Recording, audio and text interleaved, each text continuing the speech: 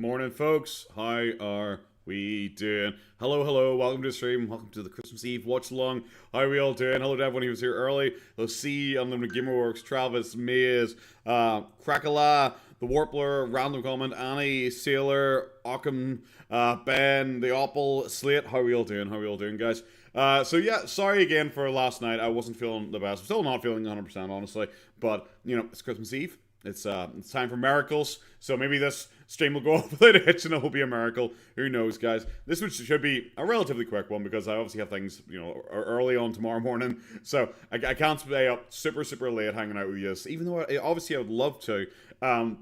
So a lot of people actually came out and they wanted me to watch this one. It's by BigBunjeeeeee, The Untold Crimes of Boogie2988. A bunch of people said this is going to be fun. Yes, I have my wee Santa hat on. I forgot about that. My wee potato guy, he's festive. He's in the holiday spirits. He thought it went on. We'll don a Christmas hat for this. Me love you long time, Spot Daddy. Travis, I love you too. Hello to the Golden Rinse, Jimmy, everyone who showed up as well. Only a 5-hour stream tonight, exactly that. Only a 5-hour stream tonight. I'm going to be streaming all the way until I meet up to do the Christmas present opening in the morning, obviously. Hello, Lisa Bay as well. How are we doing, guys? 2 unskippable ads? That is insane. That is insane. I don't say how many unskippable ads you guys. I'm sorry about that. Merry Christmas, lads. Merry Christmas indeed, if I proclaim. Yeah, Merry Christmas to everyone who celebrates it. I hope you all have a good time. If you don't celebrate it, happy holidays, everything like that. I hope you have time off work anyway. Big Bungie never misses. Never seen any of this stuff before. I think they were like under like H3 highlights or something like that. That was their like at the H3 highlights. That was the original name of the channel or something like that. I have no idea. So I'm not sure if they're an actual H3 highlight thing or that was just them taking the pish. But yeah, you're on YouTube Premium. Oh, okay. You always dodge odds. Well, fantastic. YouTube Premium people, they obviously have got me through all the tough times because so many of my videos are demonetized. So I just get YouTube Premium revenue on it anyways. So it's not really that big a deal anyway. Kind of streams, potatoes, almost doing vlogs. I've done so many videos that so many missed streams, so many times I put things off. But like I said, I wanted to do it last night because I'd already put it off and I didn't want to go another I don't know, a couple days without doing a stream for you. And at the same time, it's like Christmas. We might as well get something out for you guys. Some people who might be wanting to listen to something in the background whilst they're driving to their families or whilst they're cooking Christmas dinner or something like that. That's what I like to do. On my Girl World channel, I have a video that's coming out tomorrow, hopefully, if it also doesn't get demonetized. I've been having a lot of issues on that channel recently for some reason, where I got like 11 videos, I think, in a row demonetized. So this one I'd done in advance because I knew I wanted to cut out for Christmas, so it's been uploaded for a while, just waiting to see if it randomly gets demonetized, and then I'll upload it and see if it gets demonetized afterwards, see if someone's maybe like striking it or something like that. But I have no idea, guys. I have no idea. I barely know how YouTube works at all. Oh yeah, I need to change last night's. Yeah, well, yeah, I need to go back and change last night's. I haven't really looked at it. I spent like half the day in bed. So yeah, Lights, hello. Lisa, I think I said hello to you. Argon, I think I said hello to you. But Milos, hello everyone. Like I said, it's not going to be a super long one today. We kind of had a bit of a preamble here at the start, so I might as well just get straight into this. This is obviously someone else talking about Boogie, so I'm not sure how much I will be able to add. So it might not be a lot of chatting when we need to do the fix that crackling mic. I have no idea. The other mic has been ordered, and it was dispatched a couple days ago, but like just nothing's come yet. So it's Christmas time. Unfortunately, it's the worst time for me to order new stuff, so I'm still waiting. Hopefully, in the next couple of days, it'll arrive. And then, hopefully, by that point, it will no longer be an issue. But if it means anything, I have gone through 2 mics now trying to get a replacement. So, can we go back to Windows 7? Everything was simpler then, wasn't it? Everything was just so much easier on Windows 7. Seal, I 100% said hello to you. You were in the original group of people here in the pre-chat, so I definitely said hello to you already. Seal, don't lie to me. Don't lie to me. I might be sick, but I'm still on my A game, kinda. So, guys, let's just get into this. The Untold Crimes of Boogie2988. I believe I linked in the description to this video. I'm pretty sure I did. Yes, I did. Original video is obviously linked in the description. Go like, subscribe, everything like that. You know, I want to support the original guy because, you know, he obviously made this video and didn't want to be taking away views from him. So, let's go. Let's get it out of the way. Boogie2988 is first and foremost a fat man. Boogie used to be very well liked as a successful YouTuber. At one point, he was known as the Mr. Rogers of YouTube. Now, if you're British like me and you don't know what that means... No one warned me this guy was British. Guys. Come on, a little forewarning would have been appreciated here. You fucking slag. Yeah, okay, fantastic. He goes hard. He probably goes a lot harder than me. Is he still banned on Twitch? I have no idea. I haven't checked. Let's have a wee Jeffy Joe. He probably has been unbanned because the bans last only like a day or so. No, he's still banned. He's still banned. He's temporarily unavailable due to violations. So he'll be back in a day or so, and he will have got all the attention he wanted. Northern Ireland moment, exactly. Northern Ireland moment there, exactly. Means the British equivalent would be he's the Jimmy Savile of YouTube. Boogie is an emotional parasite. He fucking just come straight out and call him a nonce. Why not, you? Feeds on the pity of others. In pursuit of this goal, he is known to completely fabricate tragic backstories in order to make himself look as sad and pathetic as possible. True story. I had a depressed friend crashing at my place back in the mid-90s for... Oh, this is one of his cringiest ones. Oh, God, not this one. This is if anyone hasn't heard this before, this one is absolute banger of a fake story. I love this guy. This guy just comes out hard. This guy doesn't mess around. I generally try and be a wee bit like as neutral as possible. I've said I don't like him at all, like, but I try to be like as neutral as possible with it because I'm not like super. That's like he's not just British. He's British. He's British gov. But this story is like just so terrible. Have I watched Doctor Who Christmas? I don't really watch Doctor Who at all. I watched back when obviously I was a lot younger, so it's demographic, I think. This was the oh God, when was it? Like I watched up to Matt Lucas, I think. Once Matt Lucas started, which I think was the first two Doctors. I think those were the only two I ever watched. A few months after a terrible breakup she went through. One night she woke me up so I could take her to the ER. Her wrists were slashed very... Also, try to remember, I had a depressed once crashing at my place. Remember, Boogie claimed he was homeless. Remember, Boogie claimed he was homeless. So, in the mid-90s, when Boogie was in his 20s, when he claimed to be, like, homeless and breaking into places to have, somewhere to stay for the night, apparently he was able to actually have, like, obviously girls crashing at his place, because, obviously it had to be a girl. Deeply. My bathtub was filled with blood. She had failed to cut deep enough, though, and didn't bleed out enough to die, and decided to get help instead. I'm just like, obviously this is like a kind of a touchy subject. Merry Christmas, Demon, and hi man as well, Thomas, everyone like that, everyone who's coming says. But imagine telling this story for brownie points. If this was in any way true, she woke you up, but she had cut herself so deeply that the bathtub was filled with blood, but she had failed to cut deep enough though, and didn't bleed enough to die. Bro, or did you cut very deeply into your wrist, enough to fill a bathtub, but it's apparently not enough for you to actually die? You're able to walk around and form coherent thoughts and be like, you know what, I should really just go and just chat. Boogie really got banned for taking off his shirt. It wasn't just his shirt, he pulled his trousers down to his ankles as well. Like, technically he did go full naked, you just couldn't see anything because he's so fat. She didn't lose enough blood to die. Only a bathtub full of blood. Exactly. Only 70 gallons of blood. That's very survivable. That happens to me all the time, I get a paper cut. All the time. And lose about 4 to 5 liters of blood. I was on blood thinners for a while last year. You went full commando. I was on blood thinners for a while last year, and it's like, if you cut yourself shaving, holy shit, you never stop bleeding. It was so intense. I never realized how bad it was, but if you seriously just cut yourself shaving, it would just go and go and go. Like, it would go, it would driggle all the way from your throat all the way down to your fucking groin. There was just so much fucking blood. Broke and stole money from my wallet to buy box cutters to do the job. She didn't want to steal very much money though, so she got the cheapest possible box cutter. It wasn't strong or sharp enough to get the job done. Her desire to not steal my money saved her life. Oh my God. All because she took a 10 instead of a 20.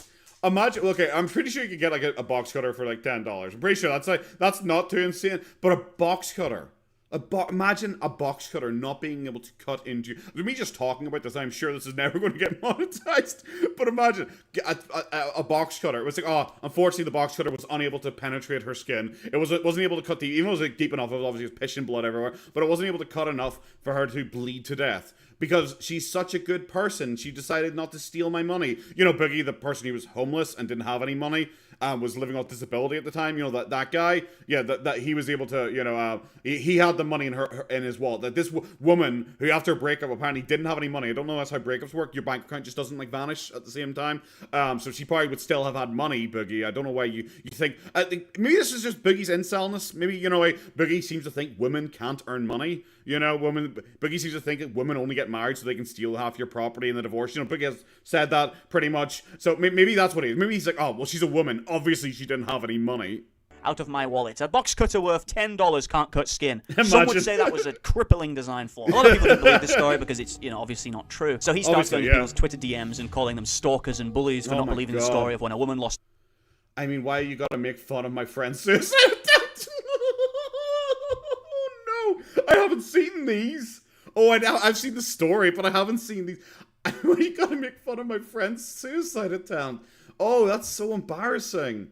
God, imagine you're just sitting there, just like DMing people, like arguing with them about this clearly fake story. 70 gallons of blood and survived. One of the things that Boogie never shuts the fuck up about is how he was suicidal in 2019. But yeah, for those who don't know, I had the intention. Not just like 2019, like 2017, 2018, 2019, probably 2020 as well. Who genuinely knows? Because we have no idea. Because he said he put his money into crypto because he's like, well, whatever, I'm gonna die anyway, so I might as well put my money into crypto.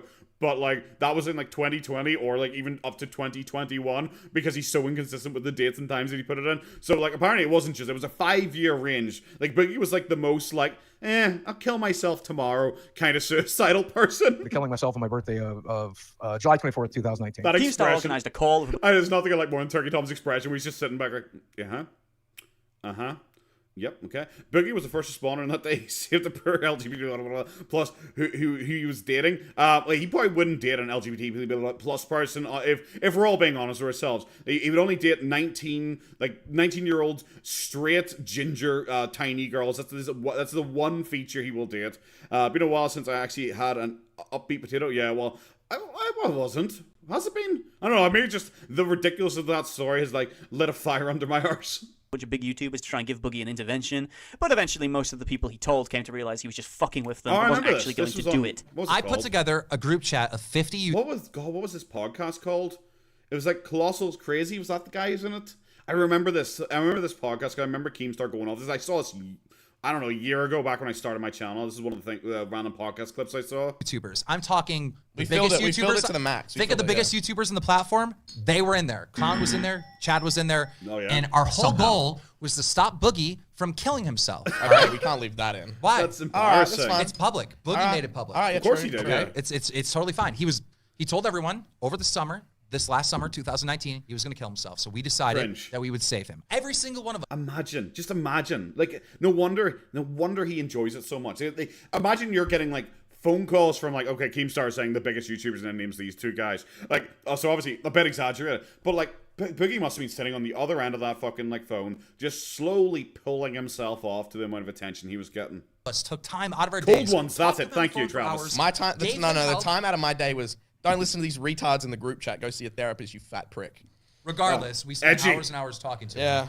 And he would not take any of our advice, and it became very clear that Activate Windows, is that mine or is that his? Activate Windows, bro. That this dude wanted attention. He liked people calling him and talking to him on the phone, trying to help him. Of course. More than actually fixing the problem. And that's what he was seeking. Johnny, exactly the same. You gotta like a bit of thick. You gotta like a bit of thickness, a bit of cushion for the push and everything. That's why I just say Des too is really just not very attractive. There's nothing to her. It's when I was joking like yesterday in the stream that she had like a teenage body. It's like because there's nothing to her. She has no tits and she has no ass. She's barely even got hips. She's like, she's just there. You might as well fuck a twink. He was seeking someone to talk to. Boogie be like, I'm gonna kill myself. Hunger strike. Okay, see you in fucking 6 And after this, he snaked King when the HP content you came around. And that's what to be nice to Boogie. You're a sick, twisted, manipulated motherfucker that was willing to go and stop criticism on you by threatening to kill yourself. What kind of selfish, manipulating fuck are you? Oh, iDubbbz, if you make okay, try to remember. This is Keemstar saying Keemstar is like currently working with him for the Lolcow podcast, though. Well, it's like, Keem is like a businessman. He realizes I can make a bit of money off this fucking idiot because he's always known that Boogie, just because Boogie likes attention so much, that Boogie will just come to him with any drama. It's like when the Lucy Fox thing came out. The first thing Boogie did was phone into Drama Alert and have an interview about the Lucy Fox thing, which is one of Boogie's like cringest interviews if you ever hear, because he tries to sound like so, I'm so broken by how could she do this? That kind of shit. It was really fucking embarrassing. But yeah, just try to remember, like Keemstar is saying this, and then he goes out and he does like the Lolcow podcast, the content cop on me, I'm going to kill myself. Like, yeah. You literally said that to him. You said that to all of his friends. You said it to every YouTuber you fucking... Yeah, if anyone wasn't aware, that was the rumor that iDubbbz was apparently going to do a content cop on Boogie, and that was one of the people that Boogie went up to at VidCon 2019 and said, like, you know, if you do this on me, I will kill myself. That is apparently one of the people he went up to. Boogie, of course, is like obsessed with iDubbbz. When he was talking about it afterwards, he tried to make out that iDubbbz was like the nicest person in the world to him, which really feels like, you know, because he obviously didn't say, you know, to everyone, oh yeah, I told him if he was made a contact with me, I was going to kill myself. Instead, he tried to make it sound like he went up and he said how sad he was to iDubbbz, and iDubbbz talked him off the ledge, and iDubbbz is one of the reasons why he's still alive today. Obviously, because he was trying to suck his dick. The thumbnail for this one is Mighty Irishman. I love it. Is that I'm assuming it's not a compliment. If it's Mighty Irishman, it must be pretty fucking shit. Knew, so you would spread the word out to try to stop criticism. Big Daddy, what the fuck? Boogie has absolutely zero qualms with baiting suicide in order to mitigate criticism. He went into the DMs of a fake iDubbbz account, trying to preemptively prevent a content... Which I love the comments, and I especially love this episode. I hear you're doing a content with me. If you want, I'll be glad to help. Let me know. Let me know. Do you want me to be on it? Do you want to be your friend? I could be your friend if you want. Telling him I want his dick. Oh, that's so embarrassing. Oh, that's so cringe. After realizing this was a fake account, he approached iDubbbz at VidCon and told him that he was going to kill himself if iDubbbz made a video on him, to which iDubbbz apparently replied, "Fuck off, you have the easiest job in the world." Fuck off, you slag. Tom made a video. See, that's weird. Okay, so the fuck off, you've got the easiest job in the world. That is something that Boogie actually kind of said, because I remember I was on, I think, the kill stream, where Boogie was on the kill stream in like August 2019. It was like a month after the thing was meant to happen, and he was trying to do his "I'm so edgy, please accept me into the cool guy group" thing that he was doing with the Ethan Ralph, and I think Flamenco was on it. I'm not even sure if I heard this because of like... No, it was. It's because of my monetizing mental health video I did like a year ago at this point. He went on, he was like talking to like Flamenco and all, and he's talking about how awesome iDubbbz was to him. And one of the things was he was like, iDubbbz told me you have a job that everyone wants. You are so blessed and you're so like, you need to grind and hustle. And he made it sound like that. Whilst it probably was more like iDubbbz being like, bro, fuck off. You have such an easy life. Stop fucking complaining so much. On him, he went into his DMs and told Tom that his video made him want to kill himself. After he told the quartering he was going to kill himself, a welfare check was called in on Boogie, which Boogie then claimed was a selfish and vile action taken against him. My first time talking about it publicly, but because I don't trust this person, because I've told them everything in DMs. I don't know if this is that one. I remember the iDubbbz one, but I don't think it was this one. Because iDubbbz did call in a welfare check, but I think this is a different one. Because he had a couple of welfare checks done. Like, one of them was apparently by like a young fan. Because I heard the clips. The audio is for the 911 calls is on YouTube. The reason I'm saying that, because usually I try and avoid like kind of anything people could say is even slightly doxy. I try not to do that. But Boogie on this live stream, I think it was, because I've watched this live stream, brings up the body cam footage of the police coming to his house. You know, for this guy who doesn't want Chad to be involved in anything online, Boogie shows this. Where I speak very quietly, where my microphone didn't pick me up. Yeah, no, he decided to show the body cam footage of the police coming to his house for a welfare check. And it wasn't like, so he tries to claim it's a swatting. And I guess it really depends on your definition of swatting, because I've heard some people just still refer to it as a swatting. Like, I think June the King referred to it as a swatting, which I have to admit I just disagree with. I do not believe it's a swatting. A swatting, I think, is a very specific thing, where, like, because swatting is, what, special weapons and tactics. That's when the SWAT guys show up with the guns and all, like, because you're said, oh, I've killed this person, I'm going to do this, I'm going to do that, I have a gun, I'm going to shoot everyone, you know, that kind of stuff. That's when SWAT shows up. But for Boogie, it was a welfare check. Calling the only thing you can do when someone calls. Yeah, exactly. That's it. Boogie came out and pretty much said, you know, I'm gonna end myself, and he said it to Courting. And Boogie talked about it on the kill stream with like Mr. Medica and all. Thomas B, thank you very much. Super chat. See, iDubbbz awkward as hell on stage with Tana. I didn't. I saw that they'd met up again years after his whole like. Just tell her to say whatever, the N-word, F-slur, whatever it was, I think. But I didn't see it, because I find iDubbbz just kind of pathetic. Really? I find it kind of pathetic. Travis, he calls them weaponized welfare checks nowadays. Boogie will randomly swip back and forth between calling them swatting or weaponized welfare checks. When he's talking to Turkey Tom, he kept referring to them as weaponized welfare checks. So he kind of just like flip-flop back and forth over and over and over again with it. It's a welfare check. The problem with Boogie trying to claim these are incorrect welfare checks is that Boogie does suicide bait. Because you suicide bait, there's a chance that people may actually take you seriously and may call in a welfare check. So I do not believe that Boogie's justified in like trying to complain about them and say, oh, these people are swatting me, they're trying to hassle me. It's like, no. Maybe just stop. Like, talking about it, you know, maybe just stop like randomly like saying you're going to do it to people to try and get sympathy, to try and get attention. Maybe just stop doing that. Where's the notification for subs and money? On. If you're in a position there you go. where you only have about $5, there you go. I knew it was on. I knew it was on, but for some reason it's very delayed. I have no idea why. I always assumed it's because of my old computer, but no, I just think it's kind of delayed. So it'll come eventually. It'll come eventually. No, what was I even saying? The potato fuck up the triggers when we get a random sided chest. Oh, okay, that's what you're talking about. No, I have no idea. I think for the first couple, it is just kind of delayed for some particular reason. And they decided to call in a welfare check on me that involved the cops showing up at my house, paramedics showing up at my house, the fire department coming into the house, in the middle of a date, by the way. All of this is happening in the middle. Why would the fire department show up? Like, why would they? Did they hear that he's so fat? Because I know if you're, like, super fat, because I watched on 600 Pound Life, a big fat guy fell over when he was heading to Dr. Now to try and get the weight loss surgery, and he fell over in his hotel room, and they had to get the fire brigade in to like lift the guy because he was so heavy. They had to like get like 8 firemen in just to lift him and carry him out of the room. The date tonight, by the way. Here's what I told him. Oh, that was so cringe. He kept saying that over and over again during this live stream where he was talking about this welfare check, and he kept reminding people, I was having a date tonight, guys. I was meeting a girl tonight. We were having a date when this happened. Over and over and over again. He said, like, that means anything? It's like he just wanted to say, I was having a date. That all of this shit is making me suicidal, and I didn't want to fucking kill myself. That I might kill myself in a month. Who says I might kill that? myself when I take care of my other shit. Who says I don't that? want to fucking kill myself tonight. I'm so depressed, I might end myself, guys. However, but not right now. Like, I'm thinking about... I might schedule it in next month. Oh, actually, next month is Christmas. I do quite like Christmas. 2 months. Give me 2. Actually, I'm going to Retropalooza then. 3 months. I'm not actually sure. Who does that? Who is just like, guys, I am so emotionally broken. I might actually finally do it. However, I don't know. Give me a few months. Give me a few months, and I might eventually do it. Jill 1996. Thank you very much for the super chat. Do you think Boogie will go into Big Bunjee's DMs? Probably not. I can't imagine. It's got a decent number of views, but I think because of like the tone Big Bunjee's had so far, I don't think Boogie would want to.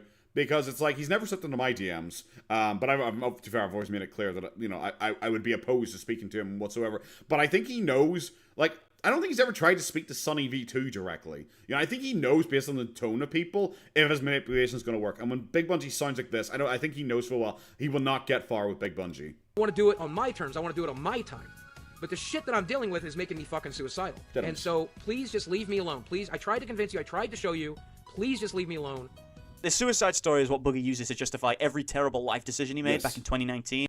Paid off the damn house and then dead men don't need houses. But dead people don't live in houses. Exactly. But you're still, which I'm glad, but you're still here. If you're in a position where you only have like a buck dead people or don't live in $5, houses, you can Boogie. You're right. super But chat equally, that. dead people don't go to fucking VidCon and tell every cunt in sight that they're going to kill themselves. That didn't fucking... Well, that's definitely not going to monetize. See the cunt word? That's one they really do not like. It is the only one I've ever like appealed a demonetization before. Mary Chrysler. Appealed a monetization for, and they've given me an exact timestamp that is like 1 second long. It is like, here's a timestamp of why you're not getting monetized, and it was 1 second long, and I clicked on it, and it was just can't. And I was like, oh, okay, they really don't like that word. So yeah, no, I'm not even gonna appeal this one. Oh, Godzilla, mate, how are you? What's Boogie lying about now? Suicide right now. We're only 5 minutes into it. It's mainly about suicide so far. Stop, you did it. Dead people don't live in houses. Dead people don't live in houses. Like I said, dead people don't live in houses, Tommy. Okay, you really? Like, I'm serious though. Dead people don't. Dead people don't live in houses. He thinks that's so badass. It's exact phrasing over and over and over again. This is something he thought up. He thought this is a badass line. I'm gonna keep saying this over and over and over and over again. Like, why would you say it like that? That's so weird. It's so weirdly specific. Man, like, you keep talking about killing yourself, Boogie. You keep not killing yourself. Can you try a little bit harder, please? The beginning of the end for Boogie came in the form of a Sam and Tolkien Reddit thread where all of his lies, manipulation, and greed was archived and documented for all to see. Boogie made it very clear what he felt. Discrimination against British, Irish, Australian people. Exactly that. Exactly that. It's a term of affection over here. About these people. But I want you to know. Oh. I think you are the lowest of the low. The lowest of the low. I think you are the worst of the worst. The worst of the worst, guys. I think that there are fucking rapists and Nazis out there who even though they are rapists and fucking Nazis, they are more redeemable than you because at least they're doing something they fucking believe in. When everyone gets together and they go to rapist church, you know, every Sunday go to rapist church, you know, they pray to the rapist god, they take the rapist oath of allegiance. At least they believe in something. Jesus Christ. Remember this line, this is the very famous line from Boogie. Boogie has claimed both, that this was him literally mind broken. Like, his mind totally snapped.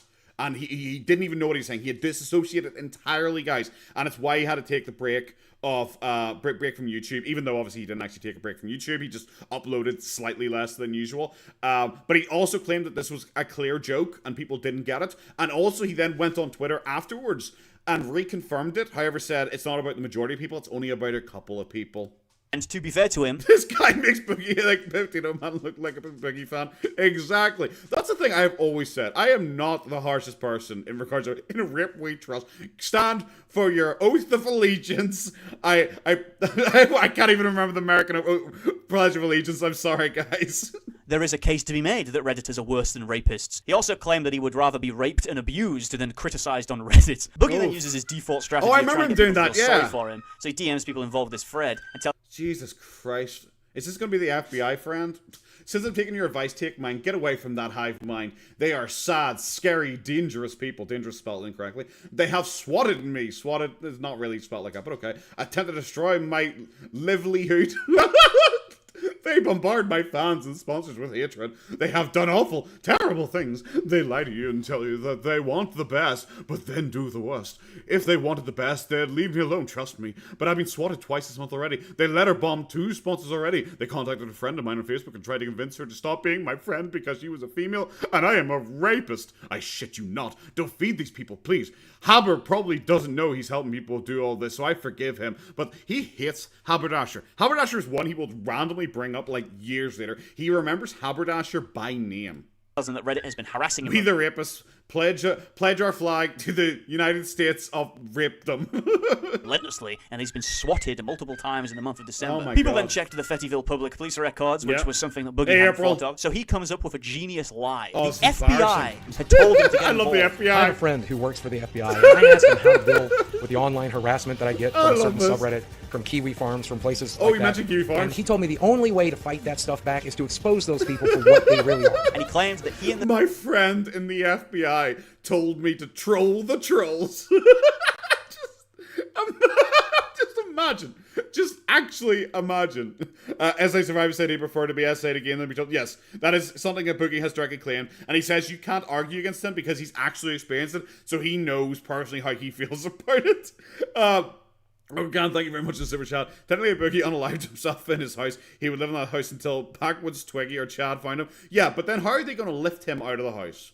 Come on. Obviously, they're not going to say he died. Do you think, like, Chad is going to claim he died, or Dez 2 is going to claim that he died? They're going to pretend he was alive the entire time just so they can keep collecting the AdSense. Because if he dies, I bet that AdSense gets turned off. I bet they stop earning money on his back catalog of videos. They're just going to they're going to prop him up in the window and, like, marionette him waving at the neighbors and shooting guns in the air or something like that. Just so they think he's around so they can keep collecting that AdSense. The police department had made a secret, illegal agreement Oh that my all God, reports so involving embarrassing. Boogie would be kept hidden. So Simon Tolkien asked the... Remember, Boogie still, like, genuinely, when he talks about this, Home Alone waving restraints, he's like, I watched Home Alone 2 earlier on today. It was really fun still. Yeah, he I mean, this is something he actually, like, believes still was like a master mind plan of his. He actually thinks this was him doing like God's work and he really got them and he exposed them. I made them look so bad. Boogie still thinks that this was a W for him. He actually does. Hey, Sleepy Mate, we're watching BigBunjeeeee's The Untold Crimes of Boogie2988. Police department if this was true, which is also something Boogie hadn't thought of. So Boogie activates his ultimate trap card. This was all part of his plan the whole time. He wanted people to discover he was lying about the swatting. He wanted people to discover that he was lying about his agreement to the police. He wanted to trick his harassers into admitting publicly that he had received welfare checks, that he thinks is the same thing as swatting, even though it's the exact opposite of what swatting is. And these welfare checks... This guy does go so much harder than me, and he's right. I'm sorry, because I'm very opposed. Like, I'm very opposed. Like, I think the only person I've ever, like, banned on stream was a guy who said, like, we should... Well, I didn't ban him. I think I timed him out or something like that, but he came out and said something like, Boogie should be swatted. He just said something silly like that in chat, and I deleted his message and I warned him. He's like, "Oh, I was just trying to have fun." I was like, "Bro, that's not what I think is fun." I don't think swatting people is like a funny thing.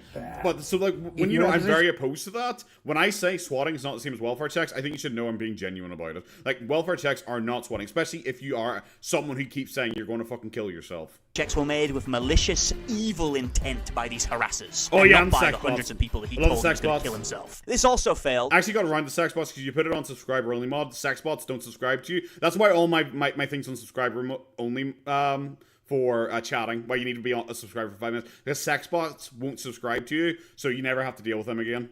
So Boogie was forced to crack out the old faithful. Guys, someone hacked my PC. God, I remember that. In order to bait them like this, So I had funny. to lie. I mean, they've been calling me a liar and a manipulator this whole time, and I decided that I would just embrace it. You really proved them all wrong, Boogie. Good job. Another thing that Boogie keeps saying is how Sam and Toki claim that he beat his ex-wife. I don't think I've actually seen anyone say that other than him. Most people seem to think he'd been physically incapable of attacking anyone, and after the Wings of Redemption fight, they were correct. The claims are that he... I actually really like this. I'm gonna have to subscribe to him now. Yeah, exactly. Like Boogie's the only person I ever hear repeatedly say they keep saying I beat up women, and it's like, no, they don't. When have they ever said that? They say you're abusive, but for some reason, it's one of the things I always say about Boogie, and it's the same for like his story all around about the woman, trying to cut her wrists with apparently the dullest box cutter in existence, is that. For someone who is like so suicidal, when he talks about other people's like suicide attempts that may or may not exist, and by may or may not, most likely do not exist, he is like so weird about using it for content and to talk about like how good a person he is. It's that kind of shit. And it's like, would a person who's actively suicidal like try and do that? Just like when he talks about abuse, and it's one of the biggest reasons, because people say like, oh well, he wasn't abused because of this reason, he wasn't abused because of this reason, or he wasn't abused because like he lied about this date, he changed this. I'm not even going with that. Yes, is it weird that he has changed so many bits of information about his abuse story? Certainly. For me, though, like the reason why I think he was not abused is because of the way he talks about abuse. It is so weird that he talks about abuse in the way he does. Hey, Tumorfish, how are you, man? It's so weird that he's Boogie was never abusive. Dez exploded. Exactly. Dez was the bad guy all along, as Boogie has hinted at several times. But unfortunately, Boogie is still under an NDA, not Dez, so he can't talk about how awful she was to him. All that kind of shit. It's embarrassing. It's really embarrassing. A whole bunch of clips about that for the Boogie documentary thing I want to do once I get my mic fixed and all, once I feel a little bit better too. But when he talks about abuse, and he genuinely will say things like, I can't be abusive to women because I'm too ugly. Women only wouldn't put up with me being abusive to them because I'm not attractive enough. If I was more attractive, maybe women would put up with it, but I'm not.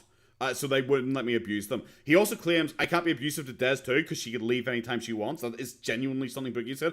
I can't be abusive to her because she has friends and a family, so I can't be abusive to her because she has a mom that she's close with. That is something Boogie has also said. He said something else recently as well that it absolutely fucking blew my mind, that I do not... I'm trying to remember what it was, but it was something like ridiculous that he claimed I can't possibly be abusive because of, and he said a reason. I think it was on one of the most recent LOLcow lives. I can't remember it, unfortunately, at the top of my head. But the way he talks about like how abuse works, it makes me just go like, bro, how do you think, like, how do you, as someone who's like apparently been super abused, describe? Yeah, I can't be abused. I have her ID in my wallet. Like, how could I possibly abuse her by keeping hold of her ID? That's not weird at all. Like, if he was abused as much as he claims he was, he wouldn't say stuff like, well, I can't be abusive to her because, she could just leave if she wanted to. Well, I can't be abusive with her, she doesn't live with me. Or why I can't be abusive with her, I'm not attractive. That kind of shit. I never did. He literally never did abuse her. He literally never did. Emotionally abuses. Is Boogie's teen girlfriend still around? She pops up every once in a while. My argument has always been that Boogie doesn't live stream, because he can live stream like all the time. He can live stream like all the time if he wanted to. If he actually was like struggling for money, I personally don't think that he is struggling for money, but he can live stream all the time if he actually did. I think the reason he doesn't live stream all the time is because Des 2 is not around all the time. And every single live stream I've seen, like ever since I started like watching him when she moved in, every single live stream, at least once per live stream, he calls her in to literally fucking parade her like on stream, and it is so fucking creepy. His wife, which he for some reason likens to physical abuse. Back to the top of the page where it says, contrary to what he claims, Boogie is not being accused of being a wife beater. Scroll down the page and here's this section where supposedly I made my wife sign an NDA, and they give it again false context, saying that NDAs are signed when there are things to hide, which explains why Des has been... One of the things why it has been awfully quiet on their relationship, not physical abuse, or any physical, psychological, or abusive behavior. That's not them saying that you did.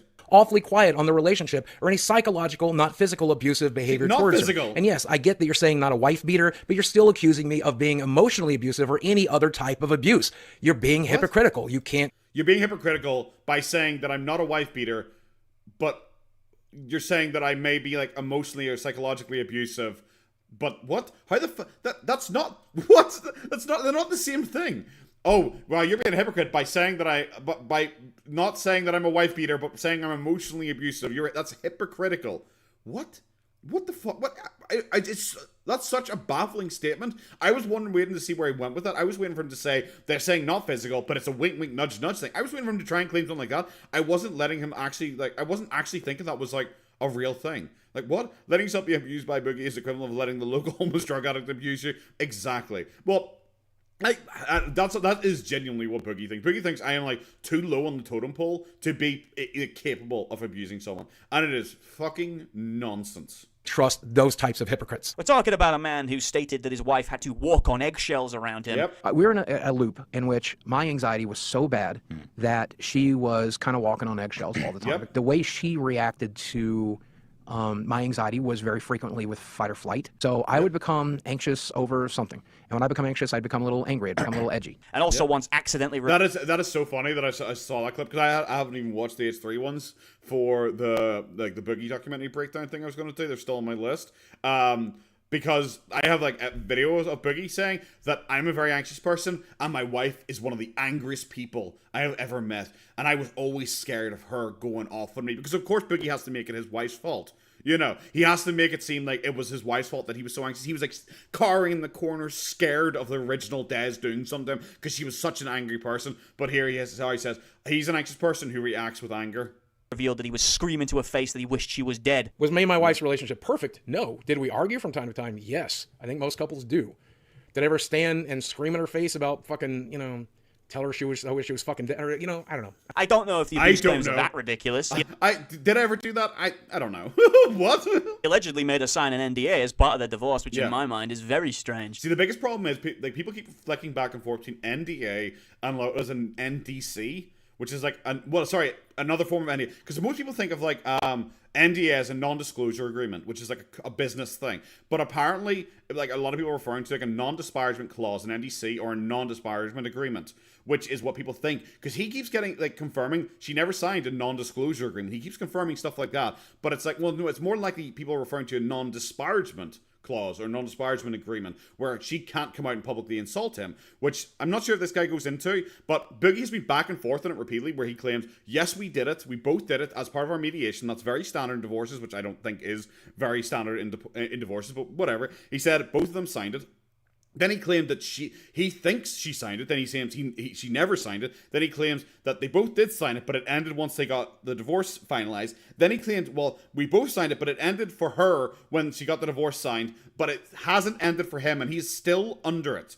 So he is still claiming he is still under like a non-disparagement agreement, but she is not anymore. That is genuinely what Boogie thinks. And it's like, what lawyer would ever agree to something like that? Imagine like a solicitor or something like that sitting you down and saying, okay, for your divorce, Boogie, you have to sign something so you can't badmouth her.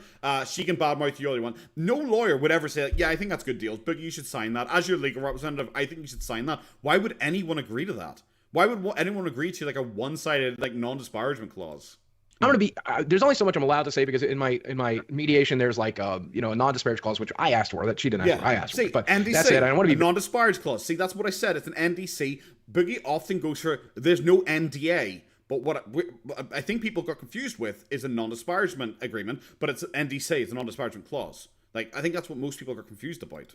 Very respectful regardless of anything like that. After the release of the Sam and Toki Reddit thread, another man entered the scene, a man by the name of... Q-Star has previously talked about Boogie. I remember seeing Q-Star ages ago. Q-Star talked about Boogie a few times, not a huge amount of times. He mainly seemed to talk about, I think, Kid Behind the Camera. I think he talked about Kid Behind the Camera mainly. But Muta made a video on Boogie, but I think it was just like one. Frank Hassel. Frank had made it his mission to relentlessly troll this ugly... I have to admit, now, I dislike Frank Hassel's style. See that thing with him like walking backwards, like harassing people in public? I'm not a big fan of that kind of stuff. The biggest problem is with the Boogie situation and why I feel it's entirely different is because, like, see that guy on the beach I was walking in and Frank Castle's up in his face just annoying him? I hate that kind of shit. That kind of content I think is the lowest form of life form ever. I despise that type of content. But that guy on the beach didn't ask for that. You know, he's just walking in the street. Boogie engaged with Frank Castle and challenged him to come to his house. That's why I feel that they're very different topics. The obese man. He started tweeting Boogie, telling him he was going to come to his house and sissy hypno rape him. This culminated in a confrontation on the kill stream where Boogie is pulling out all of his tricks. You know, I'm fat, I'm depressed, I cry 7 times a day, I'm gay, I molest children. If you were skinny, you would rape kids, Boogie. Oh my God. Jesus Christ. Boogie. Why would I have to wait to be skinny? You know, all the classics. But Frank is just cutting straight through to the heart of him. These tactics don't work on Frank. Like one day my dad, the alcoholic, you know, he's like, hey, dude. Hi, Mike. How you doing? Mike Clum, thank you very much for super chat. That damn Irishman. That damn, we're not allowed to say darn anymore. Hey, dude, how you doing? When's your, if you're still about, when's your next video coming out? When's your next documentary coming out? Of the Trisha Paytas one, or are you finally going to do the Jimmy Lee one after he appeared? Like, listen, like, your mom's gone. Like, do you know what porn is? And I'm like, nah. And he's like, here's a magazine. Like, this is what women are. This is like sex is healthy and normal. And like, let me show you, because you're going to want to learn to masturbate. Let me show you how to masturbate. Here, you can jerk me Beautiful. off. Like, yeah, that's what my dad. That moment, Steven's personality was completely changed. That darn Irishman. Boogie's like YouTube. Okay. Of course, the Clum donation triggers the Clum message as well. You on EFAP? So, was he on EFAP? Did he join the EFAP? I have still not watched that because it was like I think the EFAP one where they're covering Boogie's documentary was like 4 hours long. I still haven't watched it. I need to sit down and watch it at some point now. Everyone, let me tell you about when I got molested. Let me tell you about when I got molested. It'll be sick. I am saying, Frank, you promised me the worst day of my life, and I'm just helping you. You're like fucking begging to talk about getting molested. I'm just helping you plan. Fucker, Did you learn these manipulative techniques from your rapes? Once Boogie sees that the pity game isn't going to work, he switches his tactics from trying to elicit pity to try and put himself on a pedestal. Like, that's the thing. Like, I care about the people who hate me. I can't stop. Why though? That's such narcissistic fucking bullshit, bro. You're just. Actually, my problem is that. Yeah, it's so crazy. I remember when Boogie tried to define what concern trolling was, and his definition of concern trolling was that concern trolling generally is something like people acting like they're concerned about you to try and like get a response from you. That's what concern trolling is, where people like pretend to care about King Cobra JFS drinking and stuff like that, and like contact his dad to be like, well, we're really concerned about him here. That kind of shit. That's concern trolling. Boogie's definition of concern trolling is that the trolls know I'm concerned about them because I care about them because I'm such a good person, that they know they can get a response from me because I'm actually concerned about them being bad people as trolls, and I want to try and help them and fix them. That is Boogie's definition of what concern trolling is. Problem is that I care about my haters too much. I just have so much empathy. No, he's just too nice, guys. I just can't let it go. I mean, if I was lying about that, that's narcissism, but that's the reality. Boogie, everybody's lying about that. What? Look, somebody's haters. I hope they die. I don't give a fuck about them. Like, why would you care about them? Man, Ethan Ralph really did live up to that in the coming years. I hope all my haters die. I can't fucking do that. Come on, Boogie, just tell me. I really fucking can't, man. I'm sorry. Like, and I get it. If you guys are so different from me, you can't understand that. That's okay. But that is. Yeah. If you guys are lower life forms and just can't understand how nice I am, I understand that, and I will move on past you guys. We just can't relate to you because you're so special, bitch. Exactly. I don't like a single one. Some bad, pathetic little bitch. I don't like Frank, I like them about as much as I like you, and I would watch you catch fire, man. I don't give a fuck. But what I'm saying is, I love you. I care about you. I love you, but I would watch you die. I would love you, but I would happily watch you die. That's a sentence. That's a sentence from a man who would never be any form of abusive to anyone in his life. I love you, but I would gladly watch you die. About you, I want you to have a good life. I don't give a fuck about you. He thinks these people are worse than rapists and Nazis and wants to see the flesh melted from their bones. But he doesn't hate them, you know. In fact, he loves them. He loves them. It really makes you wonder Such what a nice guy. Wife. During all this, by the way, he was me and Big Bunjee, we're on the same wavelength here. We really are. Going into Frank's Twitter DMs and saying that he like trusted him and shit. Dude, you were messaging me yesterday telling me that you trust me and that you think I'm a good guy. And yeah, I was hoping, man. I met you. It's okay, I trust you. Go nuts. Good show, man. Made a lot of people happy. See you soon. I love that he's like, he was just obviously sitting there waiting for a response from Frank Castle, and like 3 hours have passed, and he's just like, okay, it's like 1 a.m. I might as well send him another message. Shut the fuck up. Okay, we'll go back to blocking if you prefer. I don't know, lol. I think you're a pretty funny dude, and as I said, no hard feelings, fun sparring with you. See you soon. It's just, yeah, it's just so cringe. It really is just so cringe that this is the kind of personality Boogie is trying to show off right now for the Lolcow podcast. The whole like, oh, I'm trying to get hated. I'm trying to get negative attention. I don't mind whatsoever. I'm just deliberately going out here and getting all this negative attention. Haha, it's fun fighting and arguing with these people. And in the next sentence, it's him like crying about people being mean to him. 2 days ago, you're like, bro, I trust you. Do whatever, bro. I trust you. It's fine. Yeah, Johnny, exactly. Whilst simultaneously trying to take his channel down. Eventually, Frank follows through on his promise, tweeting out that he was in Boogie's town and acting Boogie in it. Boogie then tried one last tactic: intimidation. I dare you to fucking come here. You come here. Abigail, if Boogie had ignored Frank, he might not have shown up at all. And if Boogie hadn't badgered the police for hours before Frank got there, they might have shown up and told him to leave. Well, that's like, he didn't even call like the police once like Frank actually arrived. He claims he thinks they called the police. He thinks Chad called the police, even though there's footage of Boogie inside the house getting the gun ready, but at no point do you hear him tell anyone call the police or anything like that. It's just him getting the gun ready, asking, is it loaded? Do I just point and shoot? That's the kind of stuff Boogie was more interested in, and also getting his dog out of the way. It was so weird because he was claiming like Chad was there with him, getting the dog out of the way, but when you see it, the AC repairman, who was just randomly there, which is the funniest bit of the entire story, was the one holding Sammy in the background. Frank is a troll. Like, Frank would have probably just, like, I don't know. If you don't feed the trolls, they have nothing to do with you, okay? So if he had just ignored Frank, yeah, there's 100% no chance Frank would have just shown up to bother him randomly. Frank only did it because he was getting so much from Boogie. I'll end you. It's his gun. I'm going to kill you with. He should have called out his FBI friend, exactly. No, you already have it in your fucking phone, you little pussy. Show the fuck up. Show the fuck up and let me put up. Show the fuck up. Come here, pussy. Come here, pussy. Come here, pussy. Come here, pussy. Abigail, he claimed the night before he had phoned the police because he thought Frank was coming that night. So he had phoned the police and asked them, could you have a squad car, like, sit outside our house for protection because this guy's coming to my house? And the police were like, bro, no. We have, like, real stuff to do. And so that's one of the reasons why, like, in one of the last Lolcow podcasts, Boogie was very anti-police. That's why he's anti-police now, because the police would not dedicate someone to sit outside his house and just keep an eye on him and protect him from Frank Castle. So he thinks the police failed him. He genuinely thinks it's the police's fault that all this happened. That they arrested him incorrectly because he didn't do anything wrong. And also that they did not sit there as an armed guard protecting him. Embarrassing. Pussy, little fucking pussy. Show the fuck up. I will fucking end you. Oh yeah, and he also said that the police told him he could just shoot Frank. He made that claim. The police finally just asked him, it's like, okay, do you have a gun? And it's like, yeah, if the guy shows up, just shoot him. Apparently that's what the police just told him, which may have been a part of the conversation. The police may have said, if the guy breaks into your house, yeah, you're free to shoot him, which is, yeah, castle doctrine. I don't know if Arizona, sorry, Arkansas, I don't want to say Arizona. If Arkansas has that, yeah, okay, that probably is something that they would have said to him. You are within your right. But, like, I'm pretty sure they didn't say, well, if he shows up, get a gun, just walk outside, just point it at his fucking head. I don't care if I die as long as you do. Oh, I'm a nihilist, Frank, because I'm going to fucking kill you. He's a nihilist, guys. Unfortunately, Boogie looks like this. So intimidation did not succeed. So Boogie lets loose a bullet towards a school district, but unlike the shots he's taking at kids. Oh my god. No, he's taking at kids. Oh god. You know, Boogie will listen to this entire video and be like, actually, it was not towards the school. The whole video is false. Because it was not actually towards this. He didn't do his research. He just didn't do his research. So he just didn't do it. Like, you know, that is the one thing a Boogie will take away from the first 14 minutes of this, is that it was not fired towards a school district. Yes, okay, Boogie, you're right. It was fired 300 meters away from school grounds. That's how close it was. And it was fired in the general direction of a church.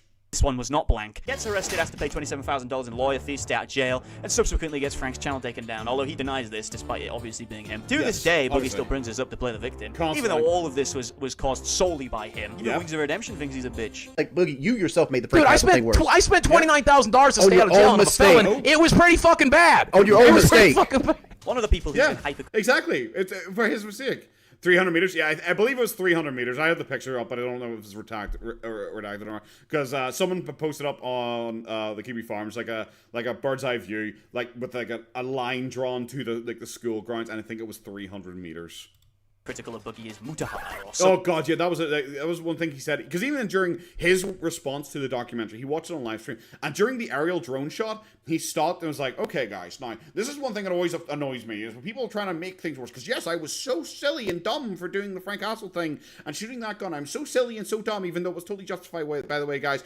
However, people keep saying that I was shooting near a school. Now, if you look, see that building there, and he points at the building, and it is like 3 streets over from him. He's like, see that building? That's the school. Does it look like I'm in a school zone? No, I'm 1 street over from the school zone. My road does not have a slower speed limit, so it's not technically part of the school zone. That was actually Boogie's thing, and he's pointing at it. Boogie in his video where he's announcing the troubles that come to an end and trying to dispel rumors. One of his rumors he was dispelling was the school zone thing, and he said there's no schools for miles. And then during this, he points at the school, and it is clearly like a couple 100 meters away. Ordinary gamers, who is Indian. Mutahar is very open with how much he hates Boogie, calls him a liar and a manipulator, which is accurate, right? Yeah, it's true. Boogie does what he always does when he receives criticism. He plays the victim, going into Mutahar's DM, telling him that he'll never talk about him again, before talking about him again a week or so later, and DMing his wife. Let me paint the scene here. I'm activate Windows. Bungie, activate Windows. From New York, okay? You got my wife with me, I got me. My wife's phone starts blowing up, and lo and behold, I see Boogie mentioned on here. This sends me into a bit of a rage because I find it so weird that the moment I don't respond to you, the next person you're hitting up is my wife about this situation. It even mentions if I'm triggered or not. Yeah, I'm not triggered at you. I'm just triggered at the fact that you start reaching out to my friends and family. Mutahar makes a video shitting on him after this. Now Boogie has to become even more. See, this is because I remember sitting there recently thinking I'm not very good at YouTube videos because it just takes me ages to do anything. And watching like people like this, because this guy, way funnier than me, way better at YouTube than me. I'm thinking I probably should in my videos have less me talking and more the other people talking, because I find like I probably like do a lot of research and not even include stuff. I probably also do too much research. This guy clearly was like, I want to talk about these few things, and he was bang, bang, bang, bang, bang, and he like addresses each of them pretty quickly with mainly clips of the actual people talking, as opposed to me who would just sit there and ramble for like an hour and a half about nonsense. The victim. So his new narrative is that he wants Mutahar to stop rightly clowning on him because he's scared that it may influence a serial killer to come to his house and murder him. Muda's scares me. He scares me. He does. He's got a very large audience, and there's some crazy people out there. And I don't think Muda's. I'm not scared of Muda. Don't get me wrong. I should not say I'm scared of Muda. I'm just scared that there's a lot of people in his audience that might Frank Castle my ass, and I don't want that shit to happen again. So that shit is just absolutely fucking nonsense. I haven't seen anyone else talk about it, and I'm really curious. Is the clip where Boogie says that because it was on one of his live streams, and like if you notice a lot of the times people like show stuff is not from Boogie's live streams because people just don't listen to his live streams because his live streams are so fucking boring.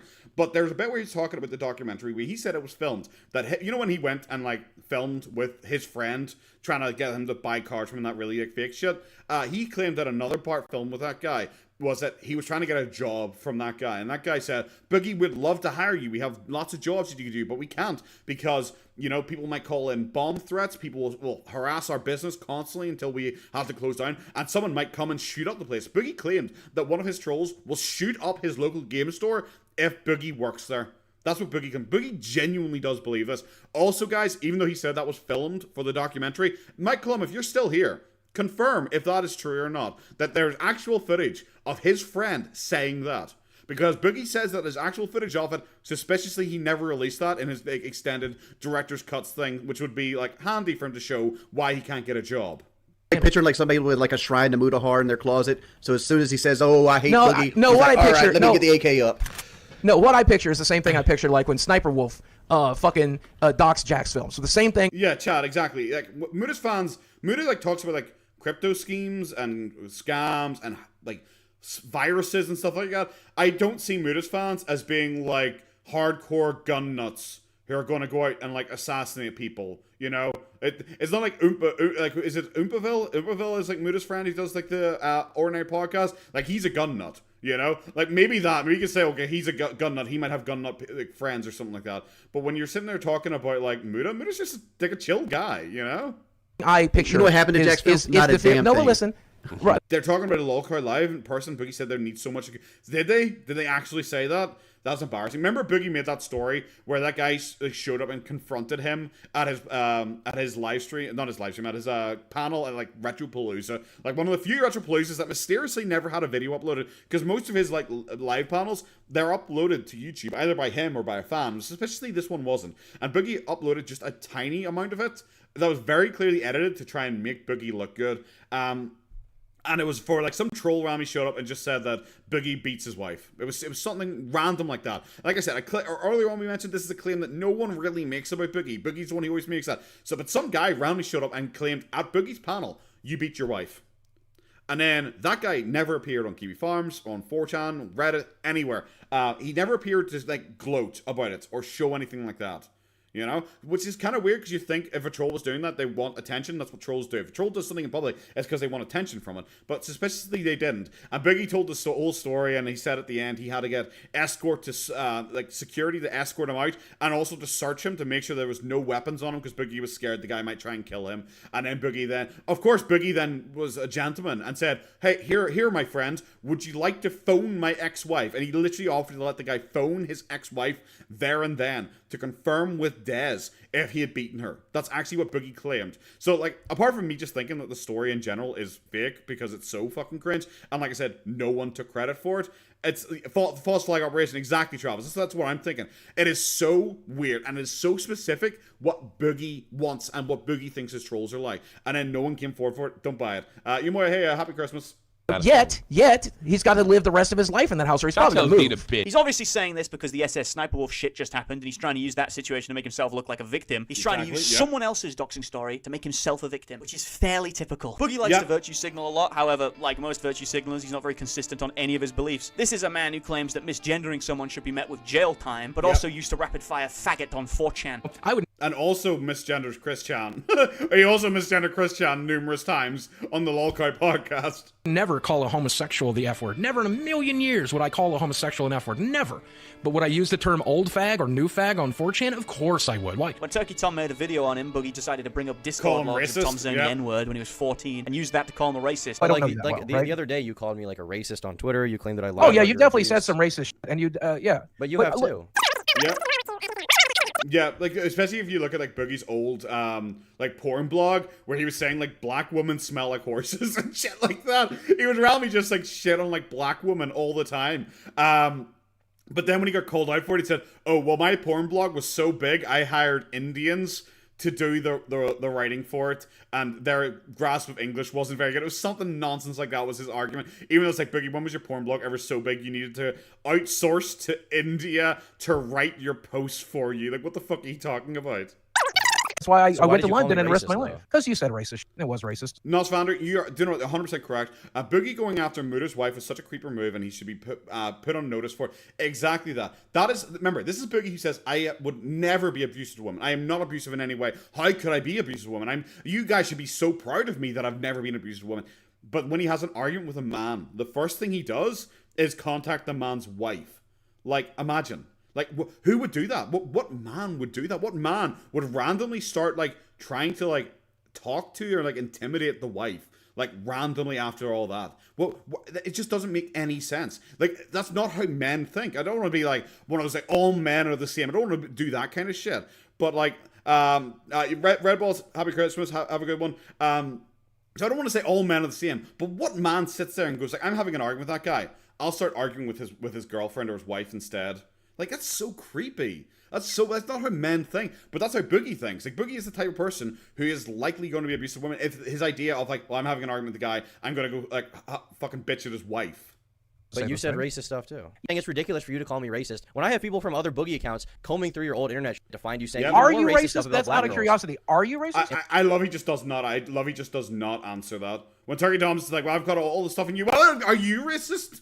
He doesn't answer. He just immediately just spurs, "Are you racist?" Am I racist? Yeah, like, do you dislike people of color? No. I've good Boogie himself has said the N-word more than Christmas. once as an adult, although he did lie and claim he only ever said it as a child, very quickly backpedaling on that once he was literally shown a clip of him saying it as an adult. You know, I might make a racist joke every once in a while. You know, when I was a kid, I might have said something stupid once or twice in the back. The N-word. I do care about it. Yeah, there's a YouTube video where you say the N-word. I genuinely don't think I've ever said the N-word except when I was a kid. I have a video where Boogie says the N-word right now. Yes, I would like to see that. I will link it. That nigga's tits are part of his belly. Yep. I genuinely don't think I've ever.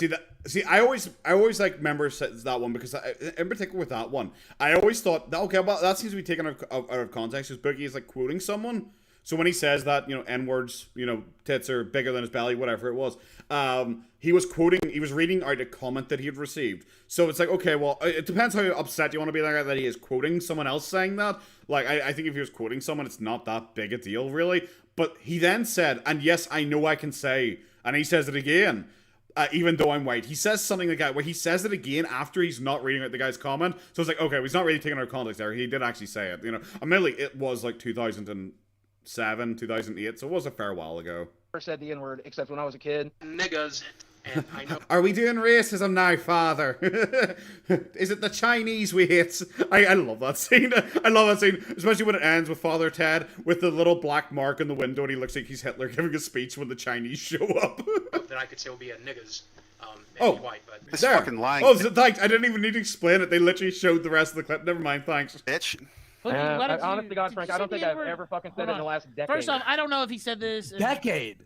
Yeah, decade. Well, to be fair, unironically, that might have been. Actually, it probably wouldn't have been. It would have been just over a decade ago, maybe, because I think it was like 2007, 2008. That was. So Boogie actually might have been right. Technically, he may not have said it within the last decade. Racist. I might have said it in my teens or my 20s because I was a stupid edgelord. You said it's a joke. Eating Mike Tyson's ass. It's a little different. It's just like right there. Yeah, that's the thing. There are people who get like caught because I have a guy called Nick, and he has a surname. I think you guys know what the surname is. He shows up in my chat every once in a while, so every single time I'm doing my like hello to people at the start, and I see his name, I always have to be like, don't say the full name, don't say the full name, don't say the full name. Here's the thing, like the very first girl I ever dated was. Hey, Arf, Merry Christmas. No, I've never heard his view on African Americans until this very show. That's interesting that you got that out of me. Plenty of black friends. Plenty of black friends. I mean, here's the thing, like the very first girl I ever dated was African American. No, I'm not. Yes, Slate, you're Bear right. in mind that whilst Boogie was calling Slate's got it. Slate, that's the name. Turkey Tom a racist, he was saying this to Mike Klum in the documentary. The N-word is just a word.